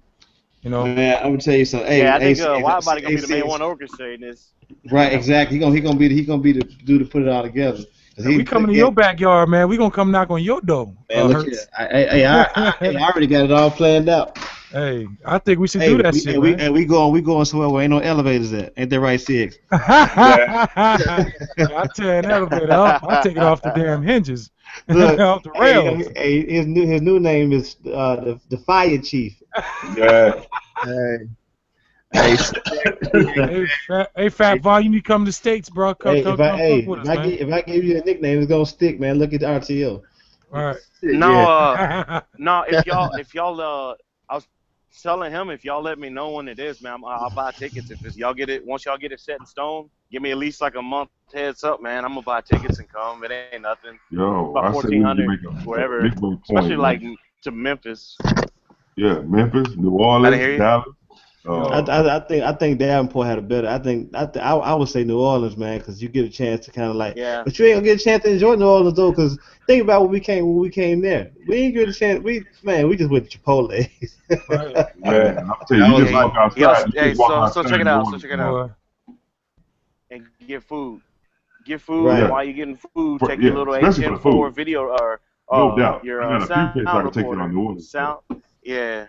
New Orleans, man. Of course, some of them bands playing down the street. Yeah, I love New Orleans, dog. Come on. Hey, I was just, I don't mean to be off topic, but I remember I was just talking to CX, man. He went into the cupboard and grabbed that big ass thing of Chipotle salad, man. I swear to God, 360, man, that motherfucker was gone. So y'all just, what's the deal with y'all in Chipotle? Y'all never been to Chipotle before? I ain't never been. Right there. I'm a Chipotle fiend, man. So hey, man, you got DX, man, you gotta come out here. I got spots. Tell you what, you think Chipotle's ass. I've never been to Chipotle. Think Chipotle is dope? If you think Chipotle is dope, take your ass to Texas or take your ass to California. You're gonna be hurting. You're gonna have your mind blown, cuz. Hey, I'm gonna tell you something. I remember when I was working for Samsung. I was a manager for Samsung, and they flew me down to Dallas for training. And I'm not a big person of the South. Like, I'm not really, some people gyrate towards the South. I'm more of a northern western type of person. Mm-hmm. But I was downtown Dallas at the right by the arena where the Mavericks play. Yeah. And I hate Dallas. I hate Dallas. It seemed like they were stuck on, like everybody was like moving so slow, man. Mm-hmm. You know what I'm saying? But when I got to this restaurant down there, man, I got this steak that was out of this world. That junk was huge. Texas don't mess around with them steaks, brother. Yeah, that's for real. You can't eat a Texas steak. You have to eat a little bit, then take the rest of it home in styrofoam. Nah, when I go to Texas, Yo, you know what's funny, man? I don't even order fish. I don't even order steaks when I go down there. Man, we got this. I ain't never had store-bought beef until I turned 18, dog. Damn. I never had store-bought beef until I turned 18. Free shit. We raised our own shit. Wow. That's why I'm hoping. That's why I'm hoping whenever I'm back in the States, I'm gonna put everybody up for South by Southwest, because by the back roads I can get to 6th Street downtown Austin in 27 minutes. Southwest, yes sir. Yeah, we live. The only thing that sucks though, if I were to get gadget and y'all at my mom's house, there's no cell phone reception out there. There's none. Probably don't need to know it. I'm not laughing. Hey, we ain't got none, dog. But I'm gonna get y'all down there to Texas and show y'all what that's all about, man. Man, if y'all was to ever come out here, I got this spot in Oakland called Mexicali Rose, right next to the courthouse. Got the fucking best burrito like I ever had. We should do it like the Olympics. We should have like a little committee, man, and have three places. We got Memphis, we got New Orleans, we got Cali, right? I mean, we try to vote on it, man, and just make it happen, man, or something. I mean, because I'm ready to go to work, man. I'm ready to do it. Let's go. I'm ready to go, man. Yeah. Let me know now so I can start putting money up, man, you know? If y'all was to actually go to, like, in Texas, whatever, I got family in Texas, so that'd be cool for me, too. And I was saying, like, you know... If y'all did it in Texas, don't do it in Dallas, man. I fucking hate Dallas, man. It's got to be Houston or Austin, dog. I worked in Dallas for a while. Please don't do Dallas, man. I hate Dallas. I got stories about Dallas, man.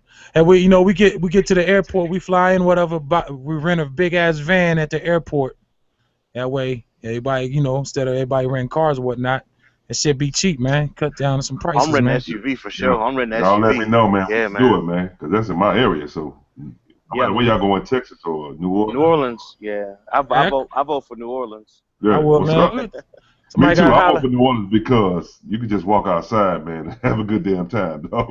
I vote New Orleans just because I ain't never been there. So, listen, my mom's 4 hours out. You can't never be in. It's a trip, man. Yeah. My mom lives. We're gonna be making, like I said, and the thing is, we're not gonna be really enjoying New Orleans. We're gonna be making music, but the thing is, what I love about New Orleans is when I walk outside, I can go get some amazing food real quick. Amazing food. Yeah. And then I go back to making beats. Yeah. Right. Then I go back to making beats. Hey. And this time, and make sure everybody bring their iLock.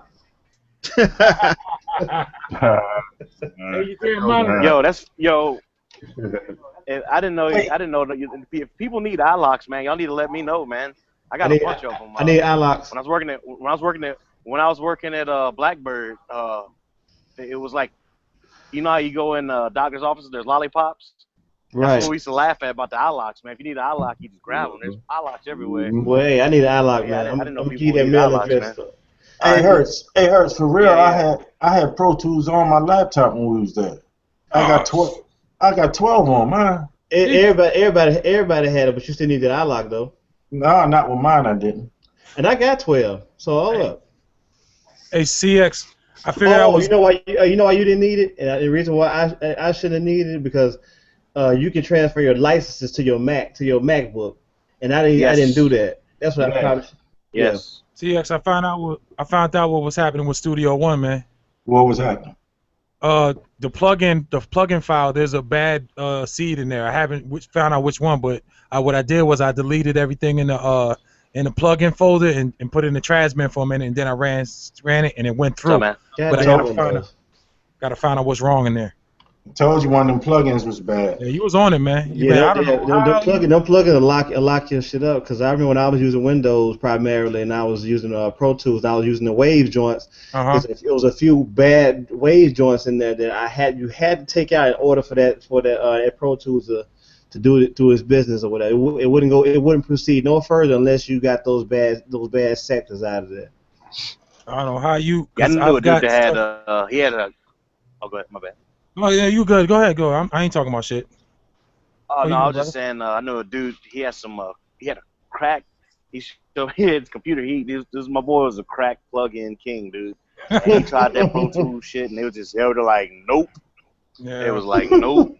Ain't none of this shit working. I was like, damn, dog. Because P Twist is his computer. I mean, his Pro Tools. I mean, dude. Every time he turned it on, it would just crash. And and Pete got like 8, Pro Tools 8. Damn. And it was shit.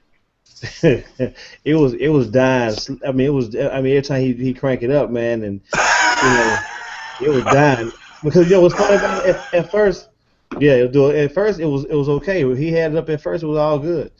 I don't know what happened between him setting up his setup and turning it back on. I was like, man, damn, that shit gotta suck. Man, hey, I'm rocking that. I've been fucking around with FL11, trying to get some shit going. I think I'm about to drop a video probably tomorrow before work. Fuck.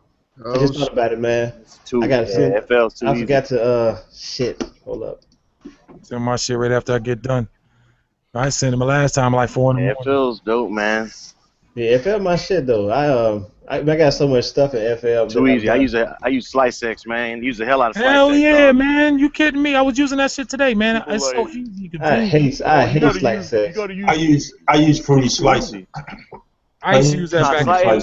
Here's the thing is with SliceX, so people were like, oh, it automatically chops. All you gotta do is right click and undo the automatic chop. You can drop in your own markers anywhere, and they're automatically mapped to your keyboard. That's why I hated FPC. FPC was a joke, but the slicer, the Fruity Slicer was dope. But once they got Edison, because Edison and SliceX is the same thing. Same shit, yeah. But inside of SliceX, you got a high pass, low pass. Hey, what home sound is it? 30. It's number 30. Okay. What? I'm sorry. CMA. I'm sorry. What y'all talking about? The CMA assignment. Oh, okay. But yeah, man. The beat I did on the 3000, I'm so mad at myself because before I even cut the 3000 on, I forgot to put my memory card in, and so I've been trying to save this beat all day, and the card wouldn't take, so I had to try to dump it into Pro Tools. The Pro Tools not recognizing my Sapphire. So I'm like, man, if I got to rerun these drivers, I'm gonna be pissed off. So I just 2-tracked this shit into Pro Tools. I'm gonna send that shit to Fat Von so he can play some bass on it. Oh, hey, I got some shit. Oh, really? Never mind. Yeah, I just sent Wallace that shit. Did you? With the guitar on it, man. Yeah, was it last night, about 9 o'clock last night? So I guess this morning for y'all, I think. Yeah, right. Something like that. I know he a happy camper.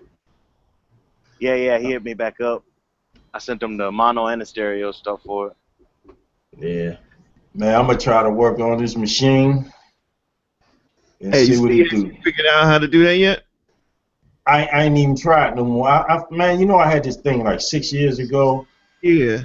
And I knew it was something like that. You got to go to keyboard and the slices will pop up on there. It's weird, man. It's weird. Hey, it's nowhere near as easy. Just stay with the Renaissance, man. We cool. This lane, though. Yeah, we on here. Get out my lane. Yeah, man. God damn. Yeah. I'm trying to get this thing, man. This what your boy gave me, man. Wide Body, hooked me up with this junk. But I already had this one too, though. Hold up, damn. Wide Body hooked you up with what? God damn. I mean, how many you need, CX? Oh, yeah, that's the other one Wide Body had. No, this the one. This one right here. This my man brought this up there when we was filming the Dollar Pen video. What y'all talking about? What Wide Body give you?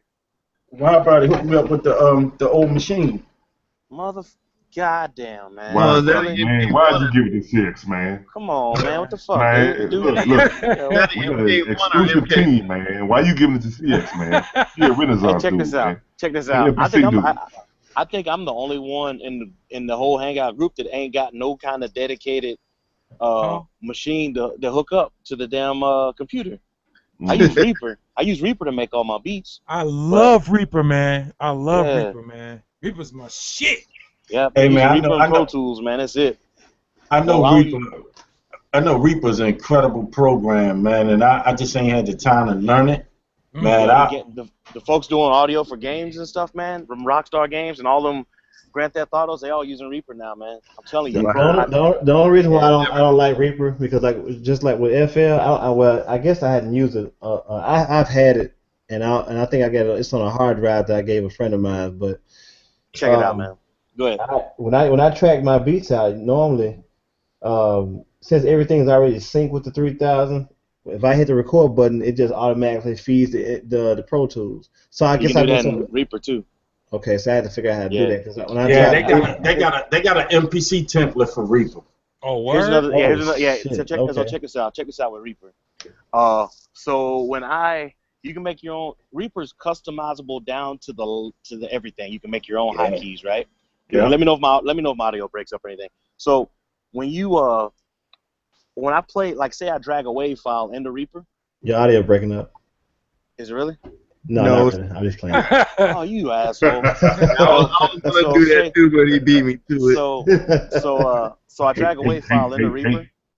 I drag a WAV file into Reaper. I'll drop markers where I want to make my chops. Right. All I gotta do is type in Shift-Command-S. It automatically chops every single one of those, names them sample 1 through what, dates them what today it is, and puts all those in a 16 or 24-bit folder for me. Because I made that custom action. Wow. That's nice. Yeah, I've been using Reaper for almost 8.5 years now, just as long as I've been using Pro Tools. Oh, you're a master at Reaper. I'm telling you, man. Yeah. See, all right. So Reaper, you can pay $45 for the license, but if you don't, you just get a splash screen that like stays up for 20 seconds. But other than that, you can use it fully functional, no limited, no nothing. So in a way, it's free, but it's really not.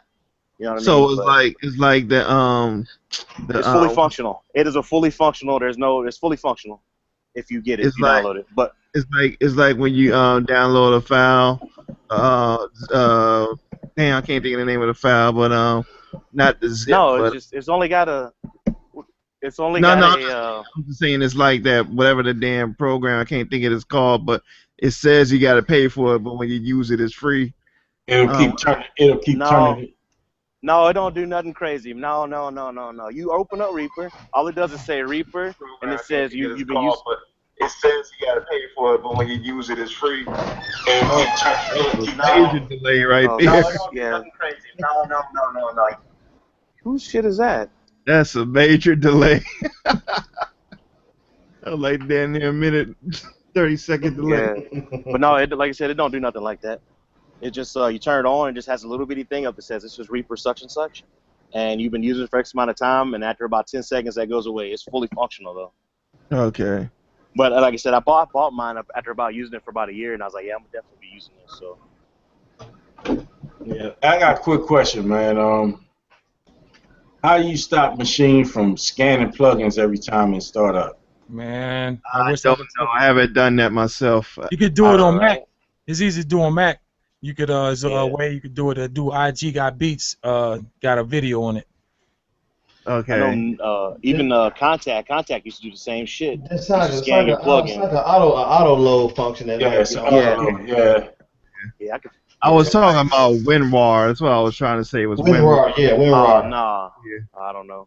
No, because WinRAR, it says that you can donate or whatever, but really it's free. No. This won't tell you none of that. It just says you're using an evaluation copy, and it's just up for like 10-15 seconds. But it's fully functional.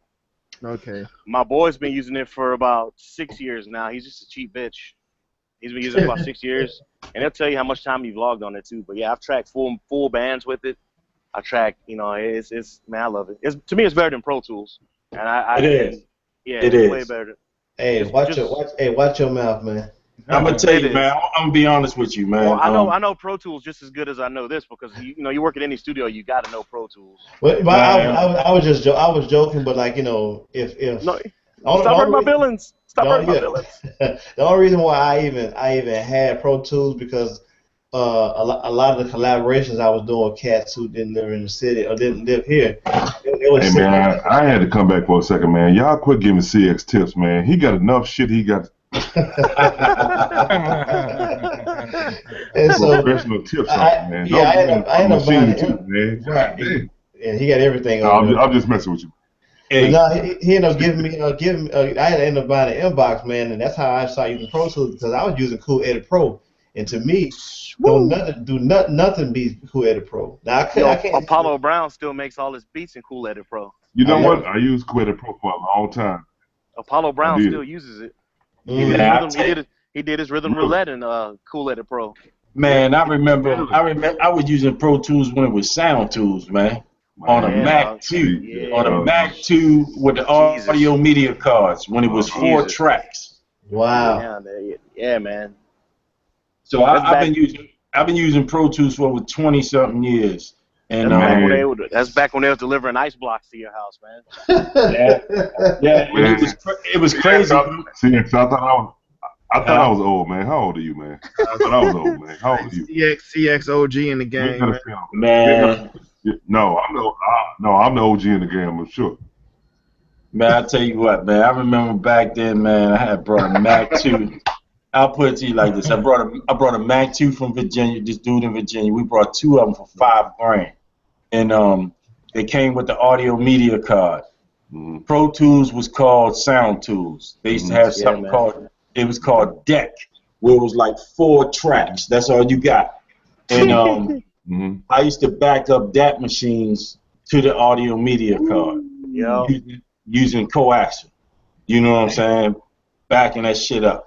And I remember using it. And then, you know, a lot of people back then, everything was tape machines. So if you knew how to work something like a Pro Tools, Sound Tools. And FX.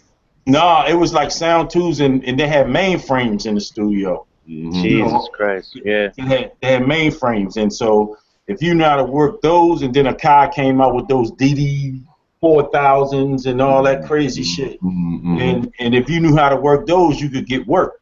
You know what I'm saying? So yeah, dog. I seen Pro Tools evolve. I got away from Pro Tools, like I literally stopped using it like 3 years ago. Okay. And I've been on like Studio One, Ableton. Yo, I like Studio One. The guy I get to do all my drums, well, not all my drums, but whenever I'm doing like a live project, like say with a singer-songwriter, there's a guy in Tennessee I get to do my live drums for me sometimes. He uses Studio One, man, and I really got the hang of using it when I used to go hang out with him. I dig Studio One. I really do dig it. You know where their office is at? Where they actually make the equipment at? It's in Louisiana.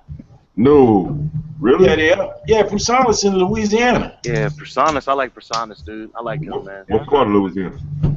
That I don't know, but I know they're down there because they'll show them if you go on that YouTube channel. They'll show them in Louisiana in the studio in there. Yeah. Okay. Studio One is dope. And most of the stuff that I had a Windows, man, I can't use it on my Mac. I take that back. I can use it now because I'm using Parallels on my Mac. Yeah, we know that. Quit bragging about you being able to parallel shit in your fucking Mac, man. I'm telling you, man. I'm sorry, man. I miss being able to use them Windows plugins I was telling y'all about the other day, man. I was drooling over them things again today. Like, damn, I need to go back to Windows, dog. That's where all the plugins at, man. Well, only plugins like I said I like using is from a variety of sound. That's all I need for every single signal chain I got, man. I just need that variety of sound, dog. I'm taking notes. Cause like I said, Reaper, man, it's all I need. But my problem was when you do your chopping and pushing, you're chopping the machine, you can actually adjust the start and end points of your sample without touching the mouse. Well, I'm finally able to do that in Geist too, but it's still kind of wonky. So I just kind of manually do everything by hand, and I just do everything in the playlist inside of Reaper, and it's still a quick workflow. But every now and then I've been wanting to get a machine or a push 2, but it's looking like push 2 is gonna be my thing. Man, you know what's crazy though, Vaughn? I remember when Guru was coming out, and I was using Guru real heavy back then. This one Yeah, that was before they called it Geist. Yeah, I got you. Yeah, gotcha. And I had emailed F Expansion and I sent when I emailed him, the dude was like, "Man, you can be a beta tester." So he sent me an extra copy free. You know what I'm saying? Nice. And then there's a studio up here called Omega. Yeah, I heard of that place. That's in DC, ain't it? Guru went there, right? They do have a class on Pro Tools too there. Yeah, Miles. I used to go to Omega when it was just a regular studio. Oh, you know what I'm shit, saying? okay. Because Yeah. matter of fact, when you ever see that video with Roddy Rod where he be in the studio, Yeah. when he was like and had all that stuff set up in there, he was at Omega. You know what I'm saying? And yeah, and you know that's where they recorded all the BFD drums at. Yeah, them shits is dope. Yeah, Yeah, that's where they recorded all the BFD stuff. They recorded it there. Okay. Yeah, Geist is dope, but like I said, I've eventually Machine would be dope because when I'm doing sound design with like guitars, I always try to do like synths and guitars. I can use Machine to control guitar rig and Logic because I use Logic Pro X when I'm trying to do like sound design. But that's the only reason I'm gravitating towards Machine Studio because I have that great interface, the good color OLED and all that, and I can adjust all that stuff. But Push, I don't know. It's gonna be one of them. It's gonna be Push or Machine. Hopefully, when Machine 3 comes out, it's got a bunch of buttons on it. Oh, I say go with Push, man. Yeah, you'll join the Push revolution. Oh, no, it's not. The thing is, I don't. RTL earns a commission from Push sales. Well, the thing is either one of them, I'm gonna have the same workflow. It's gonna be the guitars and bass. But my thing is, right now, Machine I can use inside a Reaper and I can control a lot of stuff with it. Yep. And I can use Push, the actual old Push 1, and use .pxt and use it in a Reaper. But Machine would make more sense right now. I don't feel like learning Ableton. That's the only hold up. Well, if you go Ableton route, Ableton would be real nice for you to be playing live stuff like. Yeah. Like I said, these Japanese dudes. Everything. Yeah, these Japanese dudes I hang out with out here make stuff in Ableton. I'm always watching them do stuff with Push 2. But that Machine controllability stuff, man, is kind of dope too. I don't know. I'll figure it out. Coming out when? He was just saying it is not coming out. He was just saying it. Calm down, now. I would sell my MK2 before they release the 3 because once the 3 comes out, the MK2 going to be worth like $10. And there's already a Machine 3. It's called Machine Studio. Okay, I get that. Nah, your machine is possessed, man. My machine works great, actually. I don't know what you're talking about. And I touched this shit, the pad mode button, the pattern came on, and scene and navigation changed. I have my stuff set up differently. You have your machine. I have a certain way I have it set up for session. Okay, my bad, man. Mine works fine. I've never had a problem with. That's the funny thing. Like, you're right. It's my stuff to. You know, right? You're right. I'm wrong for that, man. Your pad mode button doesn't activate pad mode. My pad mode button works fine. Man, that shit be duplicate and pad mode be on. I have everything set up so usually the way it's set up is you hold down any of the command buttons on the side of the pads and you hold it down, you release it, the menu goes away. I have mine all locked on, so when I press pad mode, it stays on pad mode. So you don't hold it down. That's what he was trying to figure. Like, he was pressing it, and then it was just stuck in that mode. That's how I have it set up. He just had it locked on, so. I have all my left locked on, because, yeah. Well, you're wrong. Hey, CX, that's an MK1 or MK2 you got? 1. Oh, okay. That's wide bodies. Yeah. No, and you can still, hey, when you do that, the MK1, you can still adjust the start and end points with the knobs, right? Yeah. Oh, definitely. I say I kind of missed that. I kind of missed the controls on the MK1 a little bit better. I don't like this one button for everything. What do you got? Hold up. What you got there? Wide body. You got the Machine Studio? No, I got a MK2, a gold one. Damn it! I want somebody to sell me the studio. Hey, man, sell me his. Man, I was gonna get a studio, man. But I'm thinking about getting me a. I heard they stopped making the rent, so I think I'm gonna get me an MPC studio next week. If you can find a rent, get the rent if you can find one. I'm looking, man. Like, yo, I cannot find a rent for shit ever since freaking eBay. There's thousands of them on eBay. Oh God. eBay? I'm a Craigslist dude. I like to go pick my shit up. Yeah, you like to get shot at. Play. Hey, you gotta get around, man. Nah, I bought a lot Hey, of yo, you know stuff what's on crazy, dog? Reparations. I was messing with my machine today, and I go and get effects, and MPC Essentials is in my damn VST folder. So I Yeah. hit that shit, and I got MPC playing shit on the long side of my machine. So I'm like, man, this shit don't feel right now. It looks like I'm, you know what I mean? It's like we're having a threesome right now. Oh, it's a VST, like machine software and MPC is a I VST. understand that, but it wasn't accepting it at first, and all of a sudden, I turned the machine on, and now it's I use machine as a VST in Pro Tools a lot. Hey, I do that. yeah, that's how most people use it in Reaper too. Word up. I'm on Reaper right now, man, trying to look around. I was just on Reaper for a minute because I'm not on my Mac right now because it's in a pod. Hey, I'm gonna tell you what some people be doing with Reaper though, with the MPC when they got the ring. They'll literally run the MPC and have Reaper rewire so whereas though it's like you tracking the MPC in as you're making the beat. Yes. Yeah. Hey, you can do that with machine and Pro Tools too. Yeah. That's what I do with Reason and Ableton. Wow. Yeah. With Reason? Are you fucks with Reason too? How are you tracking Reason? Using Rewire, right? I started in Reason. I started in Reason 2.0. I did too. Well, I started in Reason 8, but no, I use Reason and Rewire. Okay. Use Rewire. I never use Rewire. I don't never went near it. I don't know why. I didn't really need to, I guess. Not yet. Cause you're jihad, brother. You're right.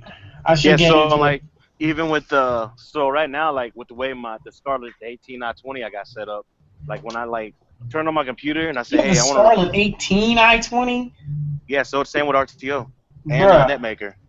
Yeah. Anyway, so wait, RTO, don't you have it's a Scarlett you have? I have 18i20. It's the Scarlett though. Scarlett, yes, 18i20. How many times we gonna say that? Scarlett's only one that's called 18i20. Oh, okay. Shoot. Yeah. So anyway, with Reaper and all those different inputs, I can just right click because I have templates set up. So if I say, hey, I want to record a beat with my SP404, I right click, load template, 404, all the inputs are already armed and everything. If I'm gonna record my bass, I want to record my guitar, I have all my stuff's already connected and my tape deck. And then I have all that stuff routed where I can send all my stuff through my rack mounted stuff. I have a template set up for all that stuff too. So it's pretty dope, man. Yeah. Mix 1, Mix 2, Mix 3. All the way through 8. Yeah, I got all 8 of my all 8 of them, man. Yeah, I got my block because I keep a guitar hooked up, I keep my bass hooked up, I keep my tape deck hooked up, outlet, and I keep my my Empirical Labs Distressor hooked up, and the 404. That's why I need all them outputs, Miles. Yeah. What's the Empirical Labs Distressor do? What's it do? Amazing shit to your sounds. I believe it, but all right. It's a compressor. It's a compressor. I use it for. I mean, in mainstream, every studio I ever worked at always had one. So I always either that or a drama. Or a what? A drama, one of the drama compressors. Yeah. Okay. Or the Fatsos. Fatsos are dope as shit. But yeah, Empirical Labs Distressor, man. I'll smash my drums through it, guitars through it, bass guitars through it, vocals especially through it. Everything, man. Anyone have the 303 here? Yeah, I'm buying one this week. Okay. I want you to let me know about how those compressors are in there. It's good. It sounds cool. If you can't get a 303, get a 404 OG. The first 404, not the SX. Yeah, the first, yeah. Get the they OG have that sound to them, right? Yeah. Yeah, but like me and Gigahertz was talking, you can get that you can get that same sound in plug-in form. 555 and plug-in form too. Yeah, you get it in plug-in form too. 5 or 555, they might be cheaper. Because those 555 is a big joint, right? Yeah. Yeah. And this sounds just as good? No, actually, I'm thinking of the 505. The 505, the one early Reed was rocking with. Yeah, Reed. You know what's crazy? They get all that stuff from the 909. That's dope, man. That's dope. But yeah, you can get all that stuff in plug-in form, Miles. all that stuff you trying to do, just to compression and all that? I don't know. Hey, man, For using with my XL or my 4K, I prefer to run it like through it and just keep it as a hardware chain. Then run it. Hey, I'm not believing anything you say 4K unless you show proof. Right. You said something the other night about I could put my 4K in. I'm gonna keep it top secret for now. I ain't saying nothing. I'll stop there. You gotta keep nothing top secret. What are you talking about? You got it, man. I might. What? I might. There ain't no reason to hide it. I might. You saying he got a 4,000? It might be. It's not. I don't have it sitting around me now, but he's in negotiations. Oh, okay. Yeah, I might have one. But, but anyway, yeah, you can get all that stuff in plug-in form too, man. And unless you can.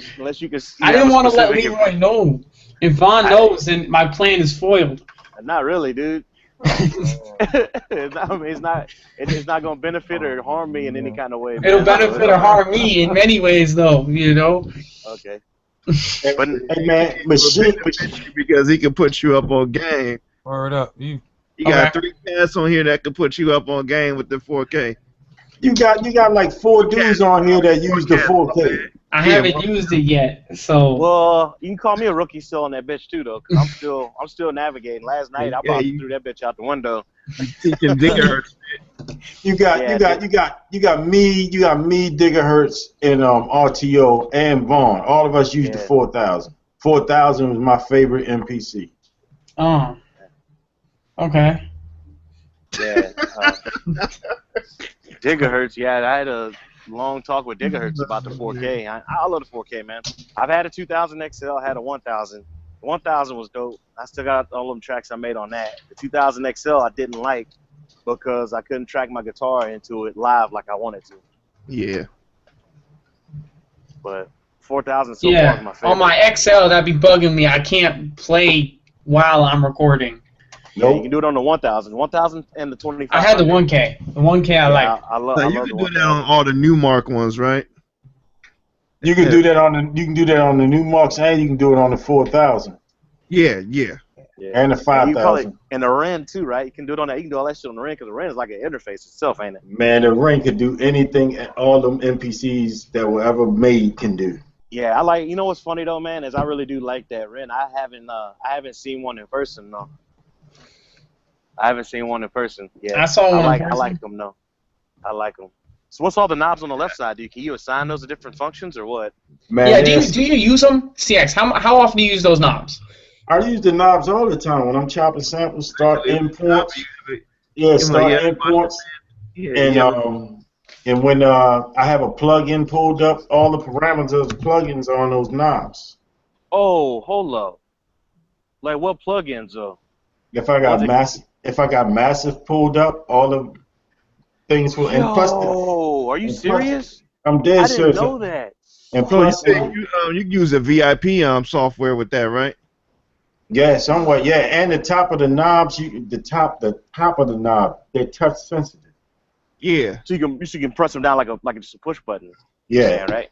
Yeah. Wait a minute, dude. Oh my god. Like bring up your parameters and just like the push, they're touch sensitive too. Yeah. So let me ask you this. So you got the 4000. You say you use Guitar Rig ever? A little bit. A little bit.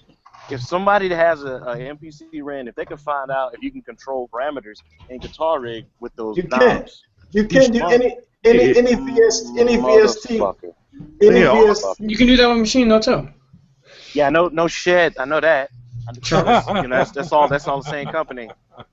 Yeah, but it's the same company. You're gonna be able to use it. The thing is, you got let me see, you got 16 knobs, right? And those 16 knobs will go through different pages of a VST. Nice. Fuck, man. Well, yeah. That's 3 things I need to look out for now because I know you can adjust start and end points. Man, that's. Oh yeah.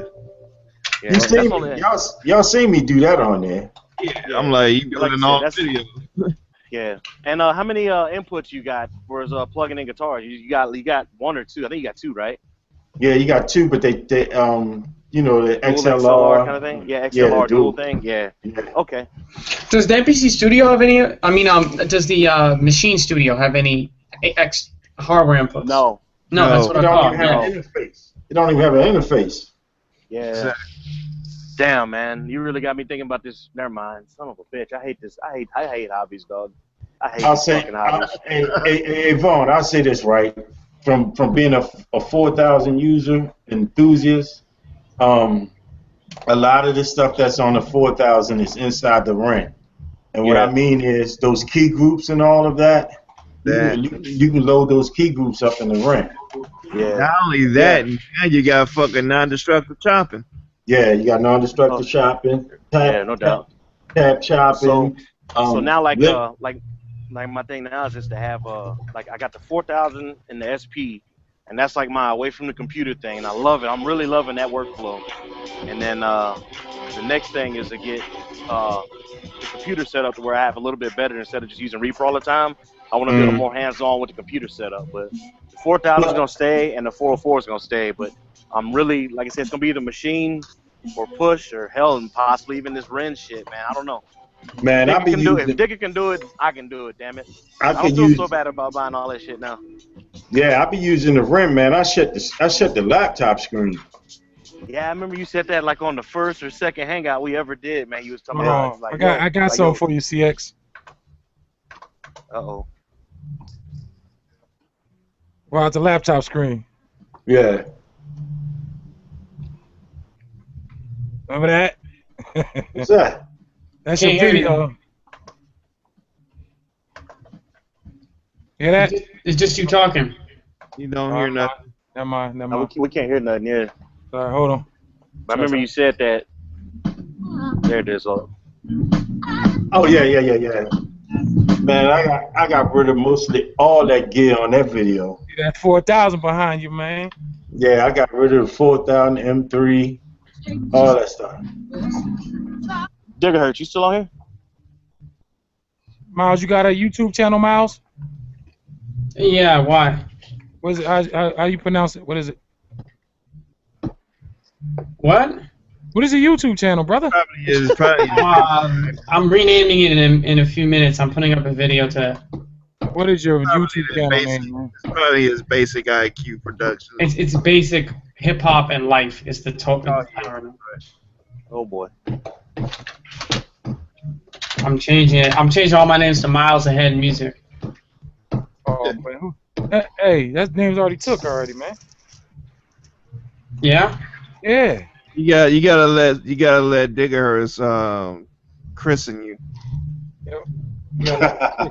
That's going that don't sound right, man. I'm trying to think of. I'm trying to think of names for a long time. So. All right, guys, I'm going to stop the broadcast. Hold on one second. Stop broadcast button. All right. All right, YouTube people. Thanks for tuning in, all three of you. Bye. Peace.